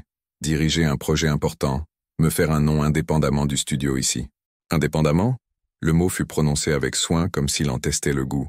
Diego, tu as un avenir assuré ici. Des connexions, des clients importants comme Eduardo Romero. Pourquoi voudrais-tu risquer cela? Parce que je veux construire ma propre carrière, pas une basée sur des connexions familiales. Craig, c'est puéril. C'est ainsi que fonctionne le monde, fils. Les connexions comptent. Et tu es sur le point d'épouser la fille de l'un de nos clients les plus importants. As-tu pensé à comment cela l'affecterait? Bien sûr, tout revenait à comment cela affecterait les autres, comment cela me reflèterait dans la famille, dans les affaires, jamais sur ce que je voulais ou dont j'avais besoin. Je dois y aller, papa. On parle dimanche. Je raccrochais avant qu'il puisse répondre, mes mains tremblant. C'était la première fois que je raccrochais au nez de mon père de ma vie. Je passais la matinée au bureau à essayer de me concentrer sur le travail, mais c'était impossible. Patricia remarqua mon agitation et finit par me renvoyer chez moi vers 3 heures. Tu n'es pas productif de toute façon. Va, résous ce que tu as à résoudre. Au lieu d'aller chez moi, j'allais à l'appartement de Sofia. Elle ouvrit la porte les yeux rouges, comme si elle avait pleuré. Diego. Sa voix était plate, soigneusement neutre. Entre. Nous nous assîmes dans son salon, cet espace impeccablement décoré qui m'avait toujours fait sentir comme si j'étais dans un magazine de design, plutôt que dans une vraie maison. Il y avait une boîte de mouchoirs sur la table basse et une tasse de thé à moitié terminée. J'ai réfléchi, commença Sofia avant que je puisse parler. Et je crois que je sais ce que tu vas dire. Ah oui? Tu ne m'aimes pas? Elle le dit simplement, sans accusation, juste en énonçant un fait. Peut-être que tu ne m'as jamais aimé. Et moi, je crois que je l'ai toujours su, au fond. Mais je voulais que ça marche. Mes parents t'approuvaient. La famille était parfaite sur le papier. Et je pensais que l'amour viendrait avec le temps. Sofia, laisse-moi finir. Elle leva une main. Mais ces derniers mois, en voyant comment tu t'es éloigné de plus en plus, comment tu es devenu presque transparent parfois, comme si une partie de toi était ailleurs, je me suis rendu compte que ce n'est pas juste, pour aucun de nous. Les larmes commencèrent à couler sur ses joues, mais sa voix resta ferme. Je mérite quelqu'un qui m'aime passionnément, Diego. Quelqu'un qui ne peut pas attendre de me voir chaque jour, qui pense à moi quand nous sommes séparés, qui me regarde de la façon dont tu ne m'as jamais regardé. Désolé, murmurai-je, ma propre voix se brisant. Sofia, je suis vraiment désolé. J'ai voulu t'aimer, vraiment essayer. Je sais, elle sourit tristement. Et c'est peut-être la partie la plus triste, que tu aies vraiment essayé. Mais tu ne peux pas forcer quelque chose qui n'est tout simplement pas là. Ton père, le projet, au diable le projet. Il y avait de la férocité dans sa voix maintenant. Je ne vais pas rester dans un mariage sans amour pour le bien des affaires de mon père. Et toi non plus, tu ne devrais pas. Nous restâmes silencieux pendant un long moment. Puis Sophia retira sa bague de fiançailles, ce diamant massif que son père avait insisté pour acheter, et la posa doucement sur la table basse entre nous. « Il y a quelqu'un d'autre, n'est-ce pas » demanda-t-elle. Ça n'avait plus de sens de mentir. « Oui, mais ce n'est pas... Rien ne s'est passé jusqu'à ce que je... Je n'ai pas besoin des détails, Diego. » Elle essuya ses yeux. « Juste, sois heureux, d'accord? Qui que ce soit, assure-toi qu'elle vaille tout ça. » Je la serrai dans mes bras alors, et nous pleurâmes tous les deux, pour ce qui aurait pu être si les choses avaient été différentes, pour le temps que nous avions perdu à essayer de faire fonctionner quelque chose qui n'était jamais destiné à l'être, pour la douleur qui viendrait inévitablement quand ses parents et mon père l'apprendraient. Quand je quittais son appartement 1 heure plus tard, je me sentais simultanément plus léger et plus effrayé que je ne l'avais jamais été de ma vie. J'avais franchi le point de non-retour. Il n'y avait plus de retour en arrière possible. Il était 7 heures du soir quand je descendis les escaliers à la station Gran Via. 15 minutes de retard, mais je savais que Matteo serait encore là. D'une certaine manière, je le savais simplement. Et il était là, en train de ranger sa partition, se préparant à partir. Mais quand il me vit, son visage se transforma avec ce sourire que je reconnaissais maintenant comme réservé uniquement pour moi. « Salut » dis-je en m'approchant. « Salut, Diego. » Ses yeux me scannèrent, lisant quelque chose dans mon expression. « Ça va ? Je viens de rompre mes fiançailles. » Matteo se figea, ses mains immobilisées sur les partitions qu'il rangeait. « Quoi ? J'ai rompu mes fiançailles. Avec Sophia. C'est fini. » Diego, il laissa tomber les partitions et combla la distance entre nous en 2 pas. « Tu es sûr ? C'est vraiment ce que tu veux ? » « Je ne suis sûr de rien, admis-je. Sauf que je ne peux plus continuer à vivre un mensonge.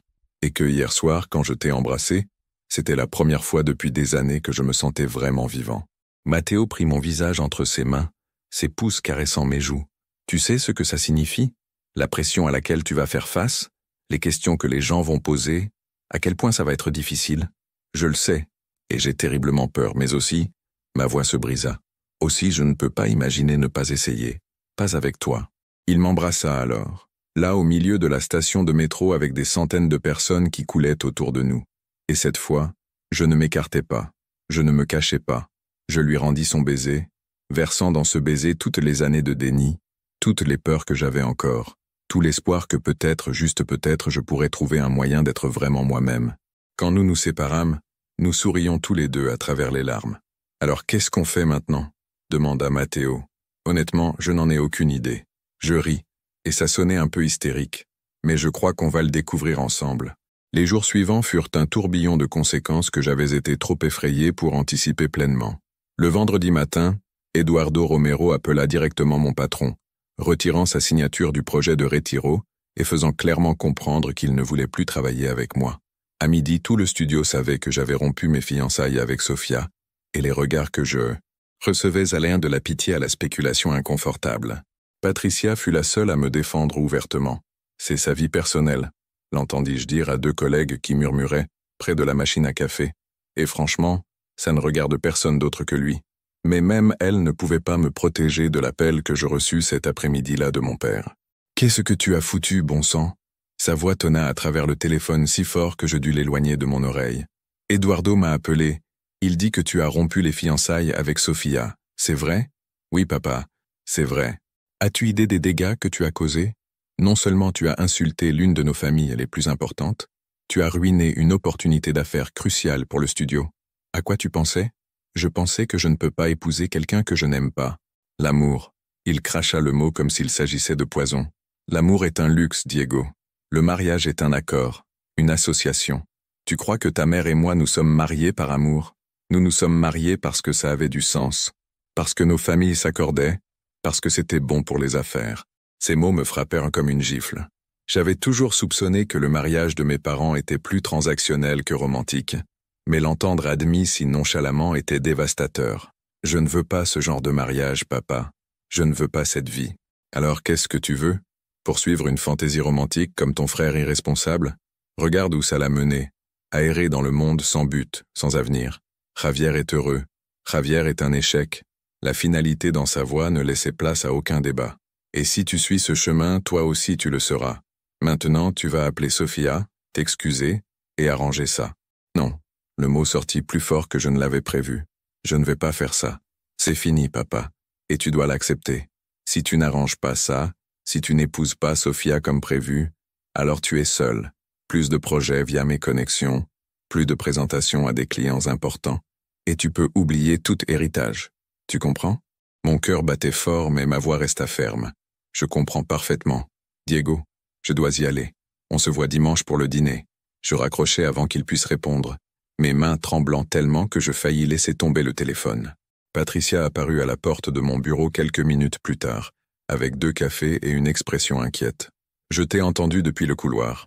Ça va? Mon père, Maji Benchang, déshérité. Merde. Elle s'assit sur la chaise en face de mon bureau. Qu'est-ce que tu vas faire? Je ne sais pas. Je passais mes mains dans mes cheveux, sentant le poids de tout s'abattre sur moi. Sans le soutien de mon père, sans les connexions d'Eduardo, ma carrière à Madrid était effectivement terminée. Peut-être que je pourrais trouver du travail dans un autre studio, mais il y aurait toujours la question de pourquoi j'avais quitté mon poste précédent, les rumeurs qui suivraient, inévitablement. Et l'offre de Barcelone? Demanda Patricia doucement. Barcelone. Dans toute la folie des derniers jours, je l'avais presque oublié. Je sortis mon téléphone et ouvris l'email, relisant les détails. Le salaire était bon, le projet était exactement le type de travail que je voulais faire, et le plus important, ce serait un nouveau départ où personne ne connaissait mon histoire, où je pourrais être qui je voulais être. Je crois que je vais l'accepter, dis-je lentement. Je crois que c'est une décision intelligente. Patricia sourit, et pour ce que ça vaut, je suis fier de toi, Diego. Je sais que ce n'est pas facile. Cet après-midi-là, j'écrivis un email formel acceptant le poste à Barcelone. Je commencerai dans 6 semaines, me donnant le temps de clôturer mes affaires actuelles et de déménager. J'appuyais sur « Envoyer » avant de pouvoir me dédire, et je sentis un mélange étrange de soulagement et de terreur me submerger. Maintenant, il ne me restait plus qu'à le dire à Matteo. Ce soir-là, j'allais directement à la Luna Roja sans passer d'abord par le métro. Matteo ne jouait pas ce soir-là, mais je savais qu'il traînait souvent là-bas quand même, composant à une table au fond en buvant une bière bon marché et en parlant avec d'autres musiciens. Je le trouvais exactement là où je m'y attendais, penché sur un carnet avec une bière à moitié vide à ses côtés, ses doigts tambourinant des mélodies silencieuses sur la table. Quand il me vit, son visage s'illumina, mais le sourire s'effaça rapidement quand il vit mon expression. « Qu'est-ce qui s'est passé ?»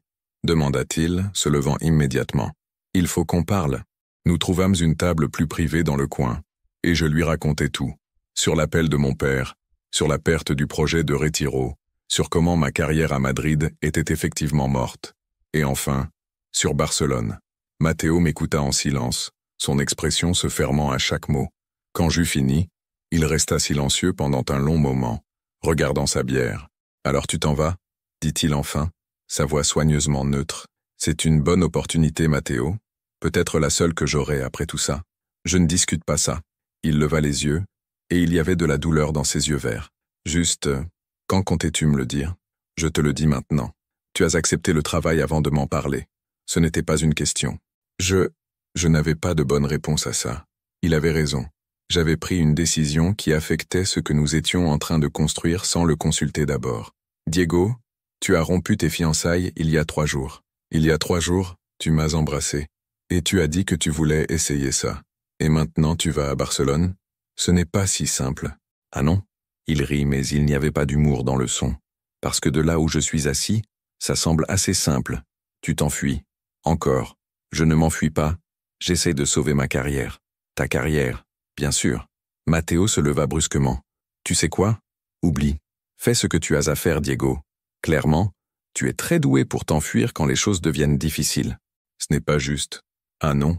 Il se tourna vers moi et maintenant il y avait de la colère dans sa voix.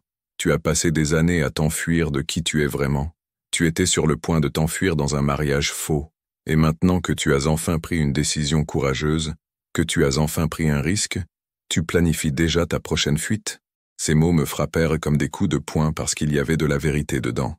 Est-ce que je m'enfuyais encore? Ou est-ce que je faisais vraiment ce qu'il y avait de mieux pour mon avenir? Matteo, s'il te plaît? Non. Il secoua la tête. Ne me fais pas ça encore, Diego. Ne me fais pas tomber amoureux de toi si tu vas disparaître. Je ne vais pas disparaître.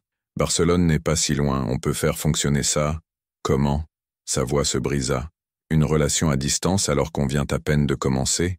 Quand tu es encore en train de découvrir qui tu es sans tous les mensonges? Je n'avais pas de réponse. Je savais seulement que l'idée de le perdre me faisait aussi mal que l'idée de rester à Madrid et de voir ma carrière s'effondrer. J'ai besoin de réfléchir, dit enfin Matteo, passant ses mains dans ses cheveux. Et je crois que toi aussi. Peut-être qu'on a besoin d'un peu d'espace. D'espace? La panique monta dans ma poitrine. Matteo, non. Juste quelques jours, Diego, pour comprendre ce qu'on veut vraiment. Parce que ça ne va pas fonctionner si on n'est pas sur la même longueur d'onde. Il partit avant que je puisse l'arrêter, disparaissant dans la nuit madrilène, et je restais seul dans le bar avec le poids de toutes mes décisions qui m'écrasaient. Les jours suivants furent les plus misérables de ma vie. Je n'allais pas au métro Grande Via, pas parce que je ne le voulais pas, mais parce que Matteo avait demandé de l'espace et que je devais respecter ça, même si ça me tuait. À la place, je pris des itinéraires alternatifs pour aller au travail, chacun semblant faux, incomplet sans la mélodie à laquelle j'étais devenu dépendant. Le travail était insupportable. Sans le projet de Retiro, j'avais peu à faire, et mes collègues m'évitaient comme si l'échec était contagieux. Patricia faisait de son mieux pour me tenir occupé, mais nous savions tous les deux que j'étais essentiellement en train de purger du temps jusqu'à mon départ pour Barcelone. Le dimanche arriva trop vite, le dîner familial que je redoutais, sachant que ce serait une confrontation mais sans idée de à quel point ce serait vraiment mauvais. J'arrivai à la maison de mes parents à Pozuelo exactement à 8 heures.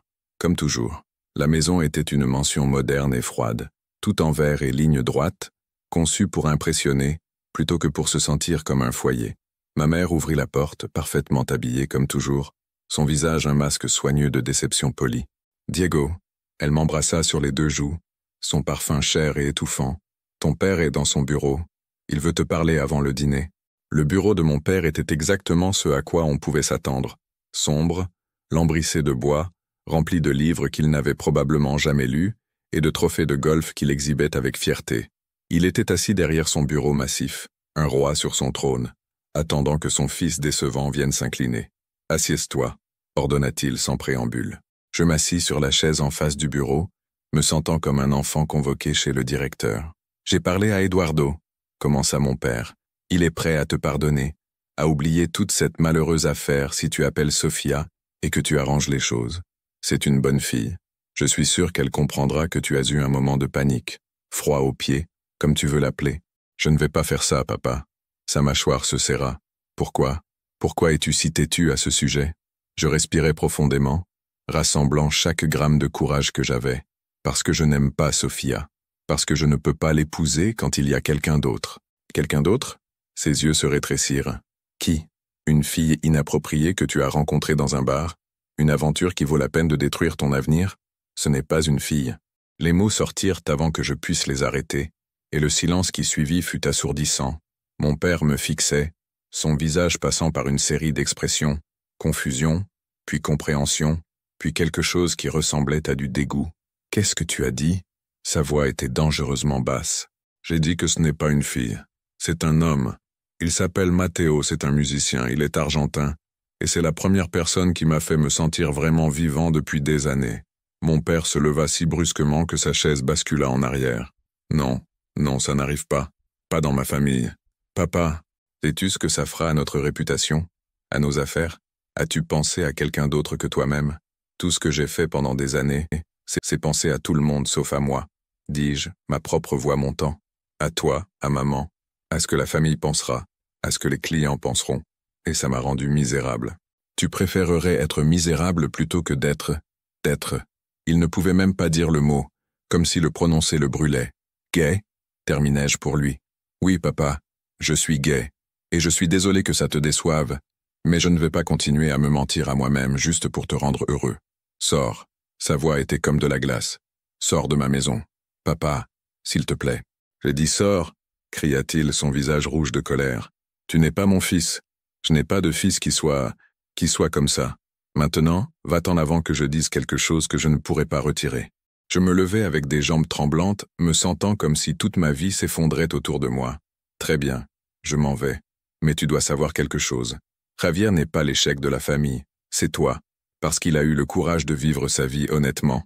Et toi Toi, tu as vécu un mensonge si longtemps que tu ne te souviens même plus comment être réel. Je sortis avant qu'il puisse répondre, passant devant ma mère qui avait clairement écouté depuis le couloir. Elle avait des larmes qui coulaient sur ses joues, parfaitement maquillées. Diego, ton père a juste besoin de temps. Non, maman. Papa a besoin d'un fils qu'il peut contrôler, qui s'intègre parfaitement dans son plan pour le monde parfait. Et ça n'a jamais été moi, même quand j'essayais. Je la serrai rapidement dans mes bras, respirant son parfum familier pour la dernière fois, et puis je partis. Je marchais jusqu'à ma voiture dans l'allée, les lumières de la maison brillant derrière moi comme les yeux d'une bête affamée, et je ne regardais pas en arrière. Je conduisis sans but pendant des heures, mes mains serrées sur le volant si fort que mes jointures étaient blanches.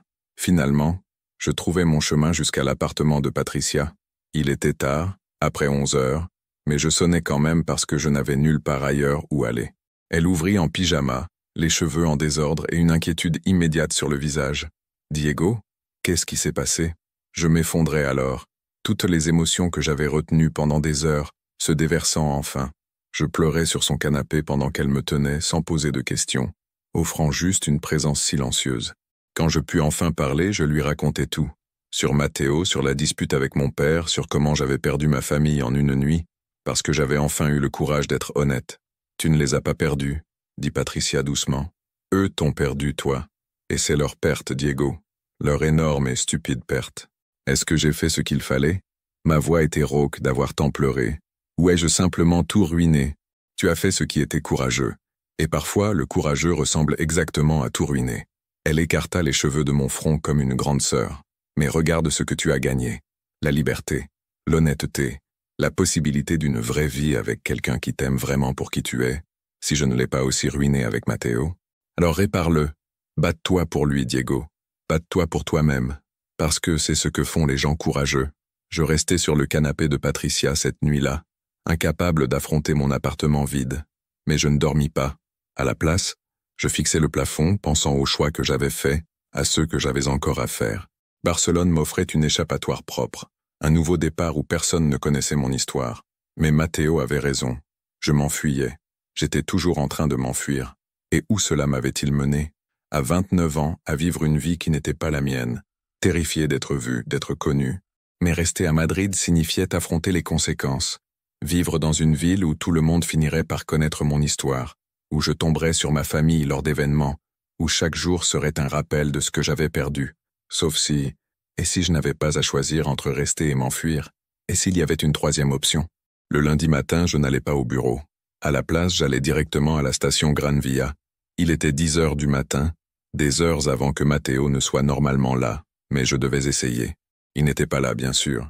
Son endroit habituel était vide, seulement l'écho de sa musique restant dans ma mémoire. Je m'assis sur un banc proche et attendis, observant les voyageurs pressés-passés, chacun perdu dans son propre monde, ses propres drames. À 2 heures de l'après-midi, il n'était toujours pas apparu. À 4 heures, je commençais à m'inquiéter qu'il ait changé son horaire, qu'il m'évite, que je l'ai perdu pour toujours. Et puis à 5h30, je le vis, descendant les escaliers avec son clavier portable et son sac à dos, ses cheveux en désordre, ses yeux ayant encore cet air légèrement endormi qu'il avait quand il n'avait pas bien dormi. Il s'arrêta quand il me vit, la surprise traversant son visage. Puis quelque chose d'autre, quelque chose que je ne pus lire. Diego. Mon nom sonna comme une question. « Salut, Matteo. Qu'est-ce que tu fais ici? Je pensais qu'on avait convenu. J'ai besoin de te dire quelque chose. » Je me levai, comblant la distance entre nous. « Et j'ai besoin que tu m'écoutes complètement avant de répondre, d'accord ?»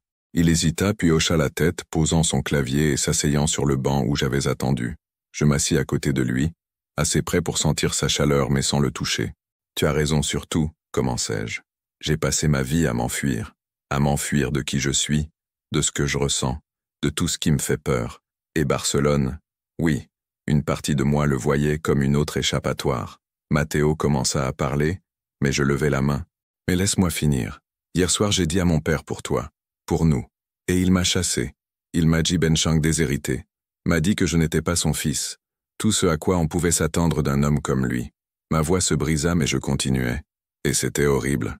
C'était la chose la plus difficile que j'ai faite de ma vie. Mais c'était aussi libérateur parce que enfin, je suis libre de ses attentes, de son contrôle. Matteo me regardait maintenant, ses yeux verts s'adoucissant, et je me suis rendu compte de quelque chose. Je ne veux plus m'enfuir. Pas de Madrid, pas de ma vie, et définitivement pas de toi. Alors j'ai pensé, et si je ne choisissais pas entre rester et partir?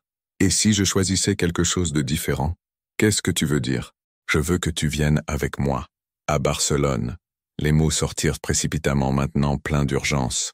Je sais que c'est fou, je sais qu'on se connaît à peine, mais je sais aussi que quand je suis avec toi, je suis plus moi-même qu'avec n'importe qui d'autre. Et je sais que Barcelone a une scène musicale incroyable, des endroits où tu pourrais jouer, des opportunités que tu n'as pas, ici en jouant dans le métro.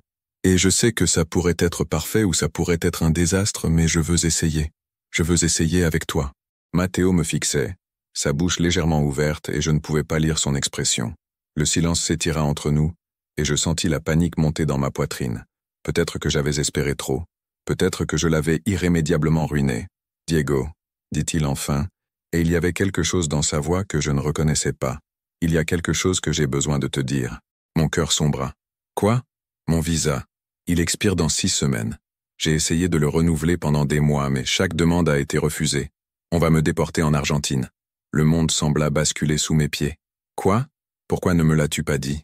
Parce que, il passa ses mains dans ses cheveux, la frustration évidente dans chaque ligne de son corps. Parce que la dernière fois que j'ai dit à quelqu'un pour mes problèmes de visa, il s'est avéré qu'il n'était avec moi que parce qu'il voulait se marier pour obtenir des papiers européens. Et quand il a réalisé que ça ne marcherait pas, il m'a quitté. Alors quand je t'ai rencontré, je ne voulais pas que tu penses que j'utilisais toi pour rester. Matteo, je ne penserai jamais. Non? Il me regarda avec des yeux brillants.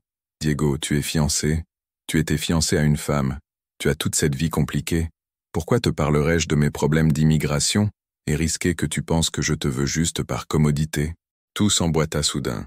La façon dont il semblait parfois désespéré, la tristesse que je voyais occasionnellement dans ses yeux quand il pensait que je ne regardais pas, les fois où il avait commencé à dire quelque chose, et puis s'était arrêté. « Combien de temps as-tu » demandai-je. 6 semaines, peut-être 7 si j'ai de la chance. Alors viens avec moi à Barcelone. Pas parce que tu as besoin de rester, même si ça aide d'une manière ou d'une autre, on peut trouver des options, mais parce que je veux que tu viennes, parce que je ne peux pas imaginer commencer cette nouvelle vie sans toi dedans. Diego, tu ne peux pas simplement. Si je peux. Je pris ses mains entre les miennes, entrelaçant nos doigts.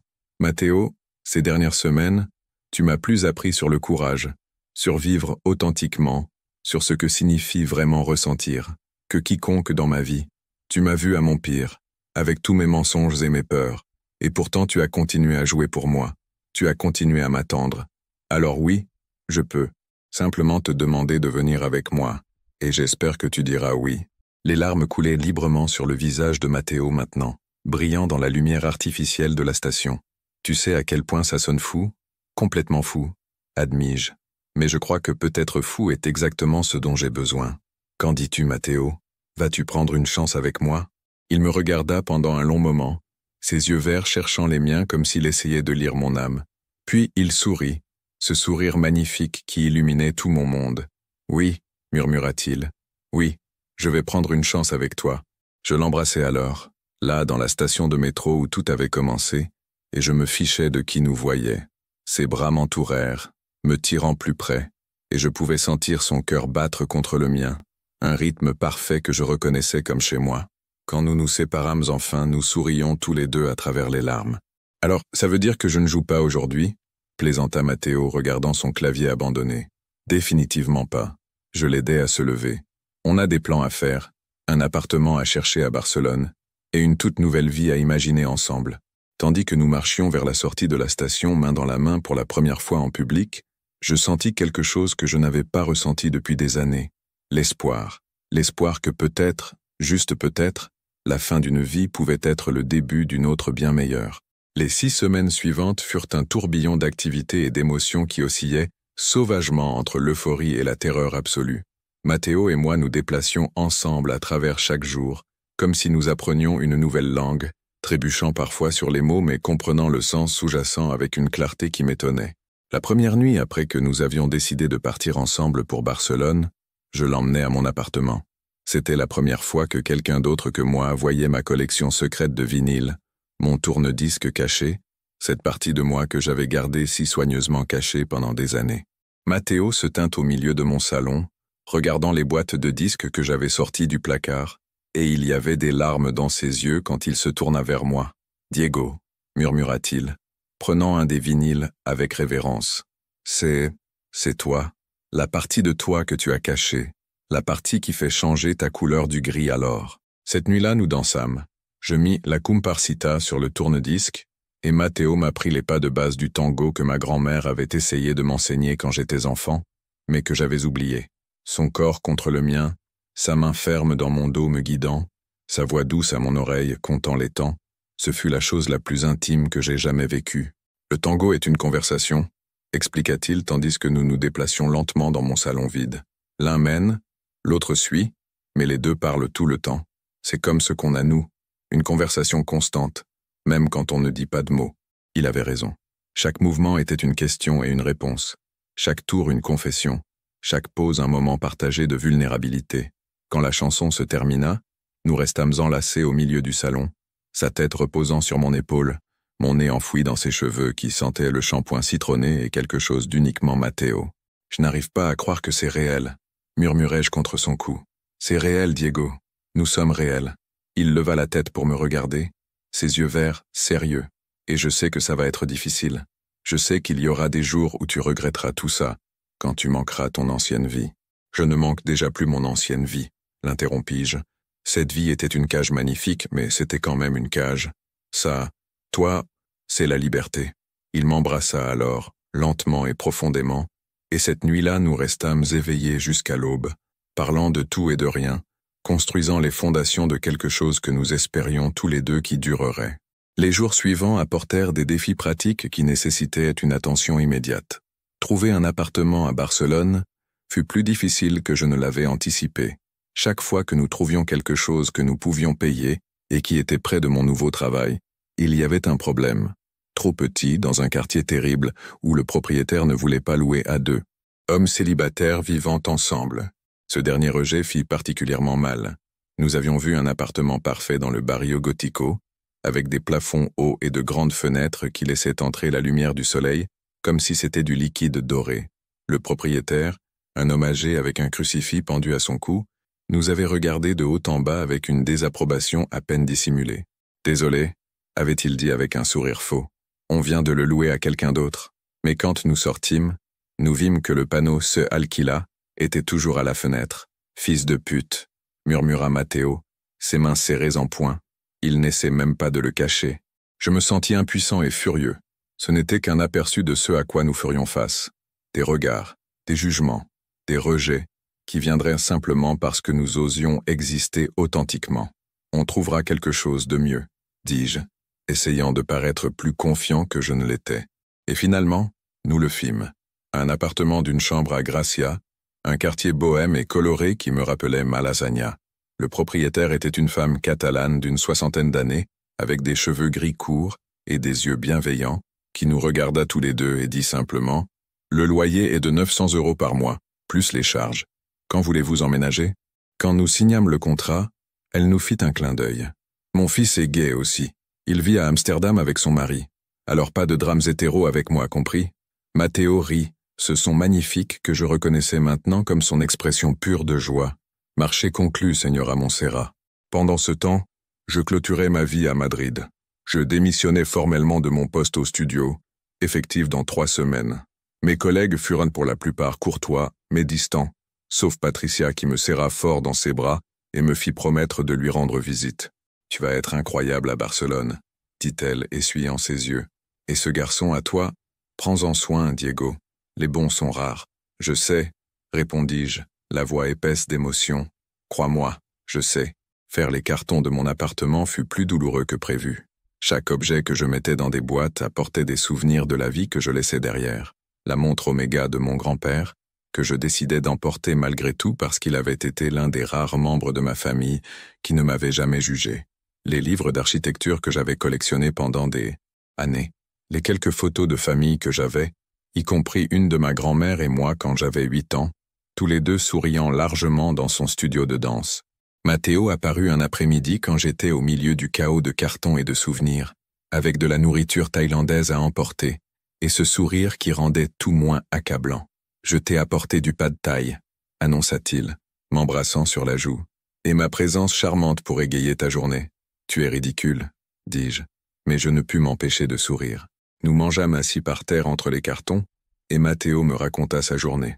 Il avait fait des arrangements pour envoyer ses quelques possessions à Barcelone, fermer son compte bancaire argentin qu'il avait gardé ouvert par nostalgie, dit au revoir aux quelques amis qu'il s'était fait à Madrid. C'est étrange, admit-il, jouant avec ses nouilles. Je suis venu à Madrid en fuyant quelque chose, et maintenant je pars en poursuivant quelque chose. Ça semble différent cette fois. Mieux? Demandai-je avec espoir. Beaucoup mieux. Il me regarda avec ses yeux verts que je pouvais maintenant lire si facilement. Parce que cette fois, je ne suis pas seul. 2 semaines avant notre déménagement, je reçus un message inattendu. C'était de Javier, mon frère. J'ai entendu ce qui s'est passé avec papa. Bien joué, petit frère. Si tu as besoin de quoi que ce soit, je suis là. Actuellement en Thaïlande, mais je peux voler jusqu'en Espagne si tu as besoin de moi. Je pleurais en lisant le message, des larmes de soulagement mélangées à de la douleur. Toute ma famille ne m'avait pas abandonné. Au moins mon frère comprenait ce que signifiait choisir la liberté plutôt que les attentes. Je lui répondis, lui racontant sur Matteo, sur Barcelone, sur comment enfin je vivais la vie que j'aurais dû vivre tout le temps. Sa réponse fut immédiate. « Fier de toi, Diego. Maman le sera aussi éventuellement. Papa? Eh bien, papa est papa. Mais tu fais ce qu'il faut. Pas de contact de mes parents. » Une partie de moi espérait encore un appel, un message, quelque chose indiquant que mon père avait reconsidéré. Mais le silence continua, assourdissant dans sa complétude. « Tu manques à ta famille ?» demanda Matteo une nuit pendant que nous étions allongés dans mon lit, ma tête sur sa poitrine écoutant les battements constants de son cœur. « Je manque l'idée de la famille, admis-je. Je manque ce qu'ils auraient pu être s'ils avaient été différents. Mais est-ce qu'ils me manquent, eux, tels qu'ils sont? Non. Je ne peux pas manquer des gens qui ne m'ont jamais vraiment connu. » Ses doigts traçaient des motifs lents sur mon dos, un geste inconscient que j'étais venu à associer au réconfort. Ma famille, à Buenos Aires. Quand je leur ai dit que j'étais gay, c'était difficile au début. Mon père ne m'a pas parlé pendant des mois. Mais éventuellement, ils se sont rendus compte qu'ils préféraient m'avoir dans leur vie en étant honnêtes que de me perdre complètement. Tu crois que mes parents arriveront à ça? Je ne sais pas, amour. La première fois qu'il avait utilisé ce terme d'affection, mon cœur s'était arrêté. Maintenant, je l'entendais comme de la musique. Mais je sais que tu ne peux pas vivre ta vie en attendant qu'il change. Tu dois vivre pour toi-même et s'ils décident éventuellement de se joindre, super. Sinon, eh bien, leur perte. 1 semaine avant le déménagement, Matteo eut sa dernière performance à la Luna Roja. Le bar était bondé cette nuit-là, avec des amis et des fans réguliers qui étaient venus lui dire au revoir. J'étais assis à ma table habituelle dans le coin, mais cette fois, je ne me cachais pas. Cette fois, quand Matteo me présenta au public comme « mon petit ami Diego », qui rend possible ce prochain chapitre de ma vie, je me levai et saluai de la main, mon visage brûlant mais mon cœur plein de fierté. Il joua pendant 2 heures, un mélange de ses chansons préférées et de nouvelles compositions sur lesquelles il avait travaillé. La dernière chanson fut « Escalera gris », mais elle était différente maintenant, plus complète, avec des couches supplémentaires que je n'avais pas entendues avant. Cette chanson a commencé sur un homme qui se cachait de lui-même, dit Matteo au micro, ses yeux trouvant les miens. Mais elle est devenue quelque chose de plus. Elle est devenue sur trouver le courage de changer, de grandir, d'aimer, et je suis incroyablement reconnaissant d'avoir fait partie de ce voyage. Quand il finit, tout le bar se leva applaudissant, et je vis des larmes dans les yeux de beaucoup de gens. Matteo descendit de la scène et marcha directement vers moi, et devant tous ses étrangers et amis, il m'embrassa avec une passion qui ne laissait aucun doute sur ce que nous étions l'un pour l'autre. « Je t'aime », murmura-t-il contre mes lèvres, assez bas pour que seul moi puisse entendre. « Je t'aime, Diego Martin », avec chaque note dans mon corps. « Moi aussi je t'aime », répondis-je, et ce furent les mots les plus vrais que j'ai jamais dits de ma vie. Le jour du déménagement arriva trop vite et pas assez vite. Patricia vint nous aider à charger le camion de déménagement que nous avions loué, avec 2 amis musiciens de Matteo, qui insistèrent pour aider même s'ils me connaissaient à peine. « Prends soin de notre Matteo », me dit l'un d'eux, un batteur avec des tatouages couvrant les 2 bras. « C'est l'un des bons. »« Je sais », répondis-je, « et je le ferai. » Juste au moment où nous chargions les dernières boîtes, une voiture que je reconnus immédiatement apparut. Mon cœur s'emballa quand je vis ma mère en sortir, habillée de façon plus décontractée que je ne l'avais vue depuis des années, sans maquillage et avec des yeux rouges d'avoir pleuré. « Diego, » dit-elle, sa voix se brisant. « S'il te plaît, il faut que je te parle. » Je regardai Matteo qui hocha la tête encourageamment. « Je vais finir de charger.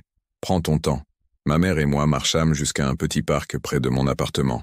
Nous nous assîmes sur un banc et pendant un long moment aucun de nous ne parla. « Ton père ne sait pas que je suis ici, » commença-t-elle enfin. « Mais j'avais besoin de te voir avant que tu partes. J'avais besoin de m'excuser. » Ces mots me prirent par surprise. « T'excuser ? Pour ne pas t'avoir protégé, pour avoir permis à ton père de te pousser autant, pour ne pas avoir vu à quel point tu étais malheureux. » Les larmes coulaient librement sur ses joues maintenant. « Tu es mon fils, Diego, mon bébé, et j'ai échoué à te voir vraiment, à t'aimer pour qui tu es plutôt que pour qui ton père voulait que tu sois. » Ma propre gorge se serra d'émotion. « Maman, j'ai rencontré mon premier amour quand j'avais 18 ans, » continua-t-elle, sa voix distante avec le souvenir. Elle s'appelait Carmen. C'était une danseuse de flamenco, sauvage et belle, et complètement inappropriée pour la fille d'une famille respectable. Mon père m'a interdit de la voir, alors je me suis mariée avec ton père parce que c'était le choix sûr, le bon. Elle me regarda alors, et je vis des décennies de regrets dans ses yeux. J'ai passé 40 ans à me demander ce qui se serait passé si j'avais été courageuse. Et je ne vais pas te laisser commettre la même erreur, Diego. Je ne vais pas te laisser vivre une vie à moitié par peur. Maman, je ne savais pas. Personne ne savait. Personne ne sait encore, sauf toi maintenant. Elle essuya ses yeux. Ton père pourrait avoir besoin de temps, ou il pourrait ne jamais comprendre. Mais moi je te comprends, et je t'aime. Et je suis si fier de ton courage. Je la serrai dans mes bras alors, tous les deux pleurant sur ce banc du parc, guérissant quelque chose entre nous qui avait été brisé pendant des années. « Viendras-tu nous rendre visite ?» demandai-je quand nous nous séparâmes enfin. « À Barcelone ? J'adorerais. » Elle sourit, un vrai sourire que je n'avais pas vu sur son visage depuis des années. « Et je veux rencontrer Matteo correctement. Quiconque te rend si heureux mérite d'être dans cette famille. » Quand je revins à l'appartement, Matteo me regarda avec une question dans les yeux. Je souris simplement et hochai la tête, et son visage s'illumina de soulagement. « Prêt pour ça ?» demanda-t-il, prenant ma main. « Prêt, » répondis-je. Le voyage à Barcelone prit 6 heures. Matteo et moi nous relayant pour conduire le camion de déménagement. Nous parlâmes de plans pour l'avenir, de comment nous décorerions l'appartement, d'où Matteo pourrait chercher des opportunités pour jouer. Nous parlâmes aussi de peur, de ce qui se passerait si les choses ne fonctionnaient pas, si nous découvrions que vivre ensemble était différent des fantasmes romantiques que nous avions construits. « Quand ça va fonctionner », dit Matteo avec confiance à un moment près de Saragosse, « parce que nous allons tous les deux y travailler, parce que nous communiquons, parce que nous nous aimons. Comment es-tu si sûr ? Parce que je vois tes couleurs, Diego, et elles ont été constamment dorées et rouges pendant des semaines. Ça signifie quelque chose. Ça signifie que tu es heureux, que tu es vraiment vivant pour la première fois. » Nous arrivâmes à Barcelone au crépuscule, et la ville nous accueillit avec des lumières brillantes et l'odeur de la Méditerranée dans l'air. Notre appartement à Gracia était au 3e étage d'un vieux bâtiment, avec des balcons en fer forgé et des murs de couleur pastel qui semblaient en briller dans la lumière du soir. Nous passâmes cette première nuit à dormir sur des matelas par terre entourés de cartons, épuisés mais heureux. Matteo était blotti contre moi, sa respiration lente et régulière, et je regardais le plafond inconnu de cet endroit inconnu, en me sentant plus chez moi que je ne l'avais été depuis des années. Les semaines suivantes furent un processus d'ajustement. Mon nouveau travail était stimulant mais gratifiant de façon que mon poste précédent n'avait jamais été. Je travaillais sur la restauration d'un bâtiment du XVe siècle au cœur du Barrio Gótico, et chaque jour apportait de nouvelles découvertes, de nouveaux défis qui nécessitaient une vraie créativité, plutôt que de simplement suivre des formules établies. Matteo trouva du travail en jouant du piano dans un hôtel-boutique près des Ramblas 3 nuits par semaine, et il commença aussi à donner des leçons de piano à des enfants du quartier. Je le voyais s'épanouir de façon que je n'avais pas anticipée, devenant non seulement musicien mais enseignant, partageant son don avec d'autres qui étaient aussi affamés de beauté qu'il l'avait été un jour. Mais tout n'était pas facile. Il y eut des jours difficiles, des moments où les différences entre nous semblaient insurmontables. Matteo était naturellement désordonné, laissant des vêtements traînés et de la vaisselle non lavée, tandis que j'avais besoin d'ordre pour fonctionner. Il était spontané, voulant sortir explorer à minuit, tandis que j'avais besoin de routine et de structure. Nous eûmes notre première vraie dispute 1 mois après le déménagement. Ça avait été une longue journée au travail, et j'arrivais à la maison épuisé pour trouver l'appartement en désordre, et Matteo riant avec des amis musiciens dans le salon, la musique à fond. « Peux-tu baisser le volume ?» demandai-je plus brusquement que je ne l'avais prévu. Matteo me regarda, la surprise traversant son visage à mon ton. « Diego, il n'est que 9 heures. Et je t'ai dit que les gars venaient. Tu me l'as dit? Quand? Ce matin, avant que tu partes. Eh bien, je ne m'en souviens pas, et je suis fatigué, Matteo. Je veux juste du silence. » Ses amis partirent rapidement, sentant la tension, et puis ce n'était plus que nous deux et le silence lourd des mots non dits. « C'est vraiment quoi ça ?» demanda enfin Matteo. « Le bruit ou quelque chose d'autre ?» Et puis tout sortit. Mes peurs de le décevoir, de ne pas être assez amusant ou spontané ou bohème pour son monde artistique. Mon anxiété sur l'argent maintenant que je soutenais 2 personnes avec mon salaire pendant que Matteo construisait sa carrière musicale. Ma solitude sans Patricia ou aucun de mes vieux amis près.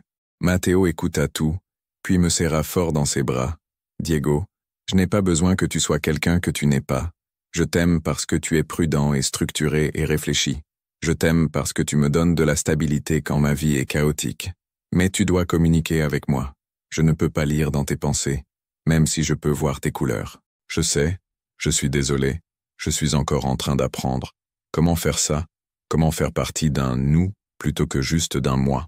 Alors apprenons ensemble. » Il embrassa mon front doucement. « Et la prochaine fois que tu as besoin d'espace ou de silence, dis-le-moi juste.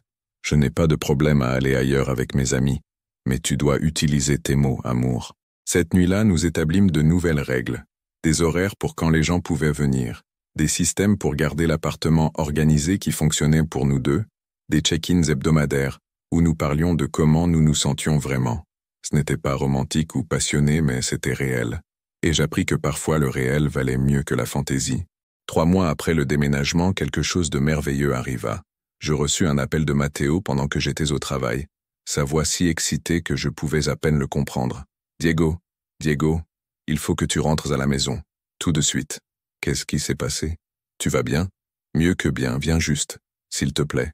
Je quittais le travail tôt, plutôt que de simplement suivre des formules établies. Matteo trouva du travail en jouant du piano dans un hôtel-boutique près des Ramblas 3 nuits par semaine. Et il commença aussi à donner des leçons de piano à des enfants du quartier. Je le voyais s'épanouir de façon que je n'avais pas anticipée, devenant non seulement musicien mais enseignant, partageant son don avec d'autres qui étaient aussi affamés de beauté qu'il l'avait été un jour. Mais tout n'était pas facile. Il y eut des jours difficiles, des moments où les différences entre nous semblaient insurmontables. Matteo était naturellement désordonné, laissant des vêtements traînés et de la vaisselle non lavée, tandis que j'avais besoin d'ordre pour fonctionner. Il était spontané, voulant sortir explorer à minuit, tandis que j'avais besoin de routine et de structure. Nous eûmes notre première vraie dispute 1 mois après le déménagement. Ça avait été une longue journée au travail, et j'arrivais à la maison épuisé pour trouver l'appartement en désordre, et Matteo riant avec des amis musiciens dans le salon, la musique à fond. « Peux-tu baisser le volume ?» demandai-je plus brusquement que je ne l'avais prévu. Matteo me regarda, la surprise traversant son visage à mon ton. « Diego, il n'est que 9 heures. Et je t'ai dit que les gars venaient. Tu me l'as dit? Quand? Ce matin, avant que tu partes. Eh bien, je ne m'en souviens pas, et je suis fatigué, Matteo. Je veux juste du silence. » Ses amis partirent rapidement, sentant la tension, et puis ce n'était plus que nous deux et le silence lourd des mots non dits. « C'est vraiment quoi ça? Demanda enfin Matteo. « Le bruit ou quelque chose d'autre ?» Et puis tout sortit. Mes peurs de le décevoir, de ne pas être assez amusant ou spontané ou bohème pour son monde artistique. Mon anxiété sur l'argent maintenant que je soutenais 2 personnes avec mon salaire pendant que Matteo construisait sa carrière musicale. Ma solitude sans Patricia ou aucun de mes vieux amis près. Matteo écouta tout, puis me serra fort dans ses bras. « Diego, je n'ai pas besoin que tu sois quelqu'un que tu n'es pas. Je t'aime parce que tu es prudent et structuré et réfléchi. Je t'aime parce que tu me donnes de la stabilité quand ma vie est chaotique. Mais tu dois communiquer avec moi.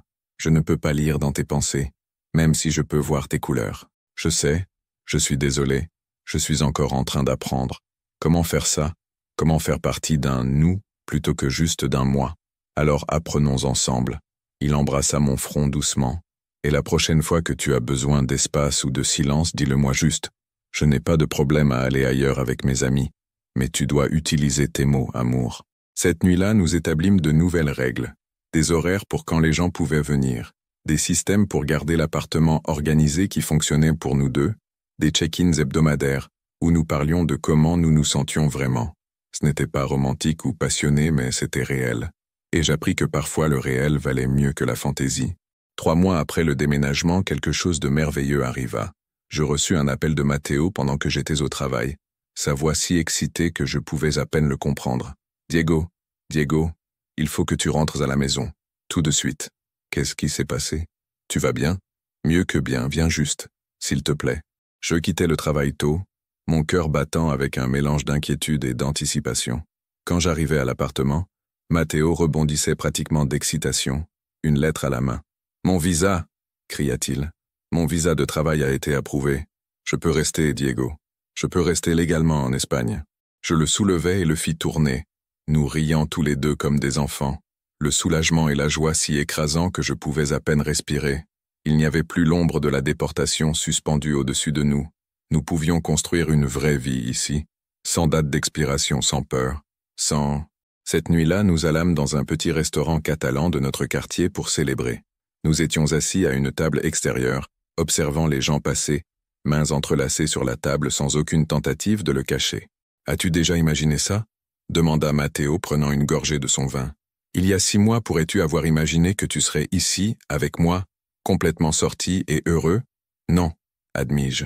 Honnêtement, je ne pouvais pas imaginer être heureux du tout. J'étais si perdu à essayer d'être qui tout le monde voulait que je sois, que j'avais oublié qu'il y avait une alternative. Et maintenant je sais que l'alternative a toujours été là. J'avais juste besoin du courage de la prendre. Et toi, tu m'as donné ce courage. Non, amour. Matteo serra ma main. Tu l'avais déjà. Je n'ai fait que jouer la mélodie qui t'a aidé à la trouver. 6 mois après le déménagement, Patricia vint nous rendre visite. Elle passa un long week-end à explorer la ville avec nous, riant de comment Matteo et moi étions devenus ces touristes amoureux agaçants qui pointent chaque beau bâtiment et chaque petit café charmant comme s'ils étaient des découvertes personnelles. « Vous deux êtes insupportablement mignons », plaisanta-t-elle pendant que nous dînions dans notre appartement. « Mais je suis aussi vraiment heureuse pour vous. Diego, tu as l'air complet. Pour la première fois depuis que je te connais, tu as l'air d'une personne complète. » Elle avait raison. Je me sentais enfin complet.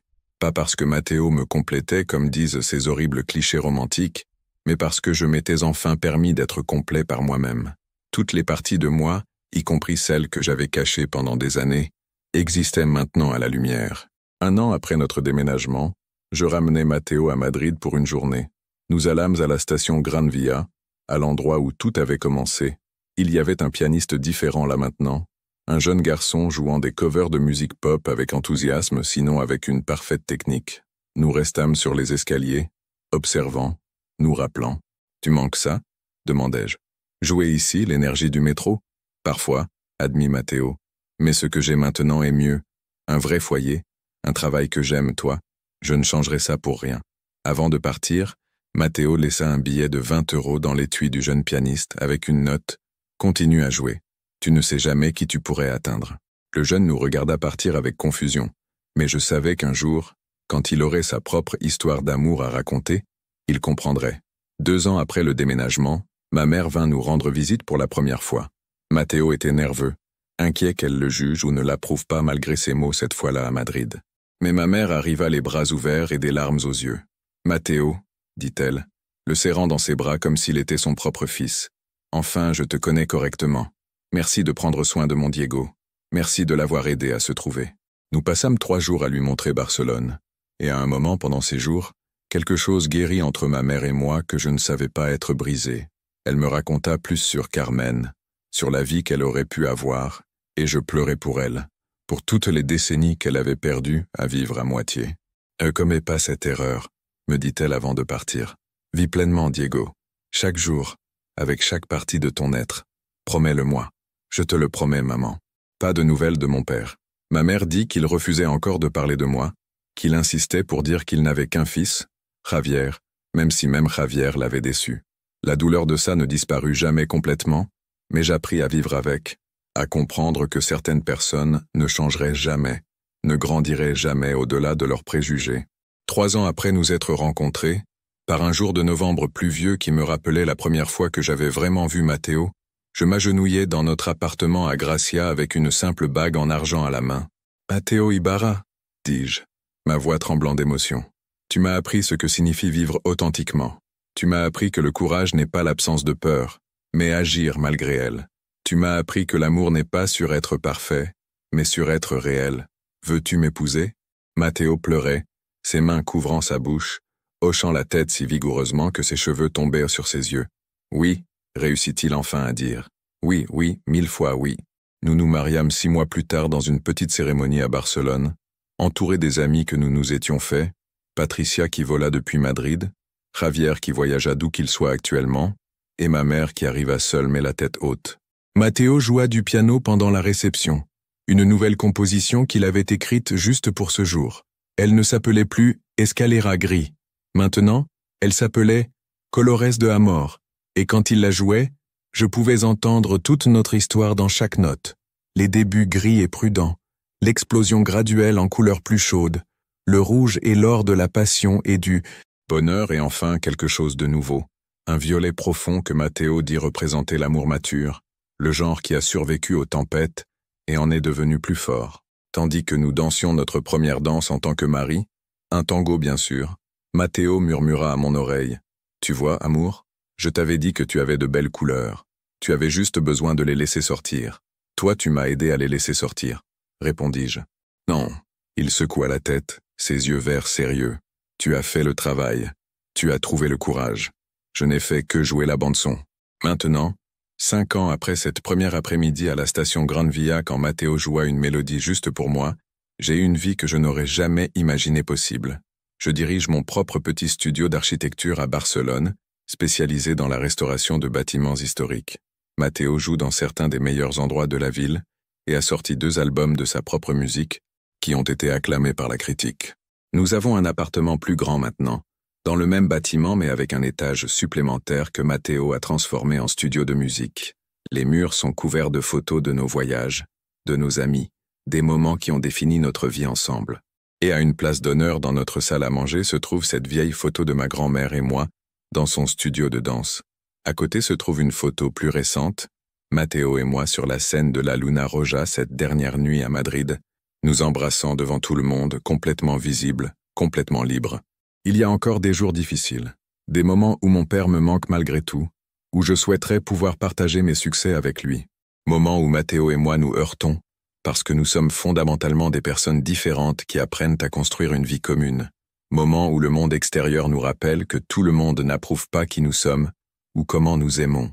Mais ces moments sont éclipsés par les matins où je me réveille avec Matteo blotti contre moi, sa respiration chaude sur mon cou, par les après-midi où je rentre à la maison et le trouve au piano, si absorbé par sa musique qu'il ne m'entend pas entrer, et je peux simplement l'observer dans son élément, par les nuits où nous dansons le tango dans notre salon, nos corps connaissant si bien les mouvements de l'autre que c'est comme respirer. Aujourd'hui est un mardi ordinaire en novembre, et je suis en route pour rentrer du travail. Je passe par la station de métro Fontana, notre arrêt local, et j'entends de la musique de piano flotter d'en bas. Par curiosité, je descends les escaliers. Il y a une jeune pianiste là, pas plus de 20 ans, jouant une pièce de jazz magnifique. Son étui est ouvert devant elle avec quelques pièces dedans, et elle a l'air un peu perdue, un peu pleine d'espoir, exactement comme Matteo devait l'être quand il jouait à Madrid.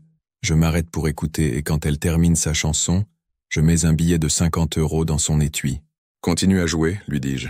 Tu ne sais jamais qui tu pourrais atteindre. » Elle me regarde avec des yeux grands et reconnaissants. « Merci, monsieur, ça signifie beaucoup. » Tandis que je remonte les escaliers vers la lumière du soleil, je pense à toutes les mélodies qui ont façonné ma vie.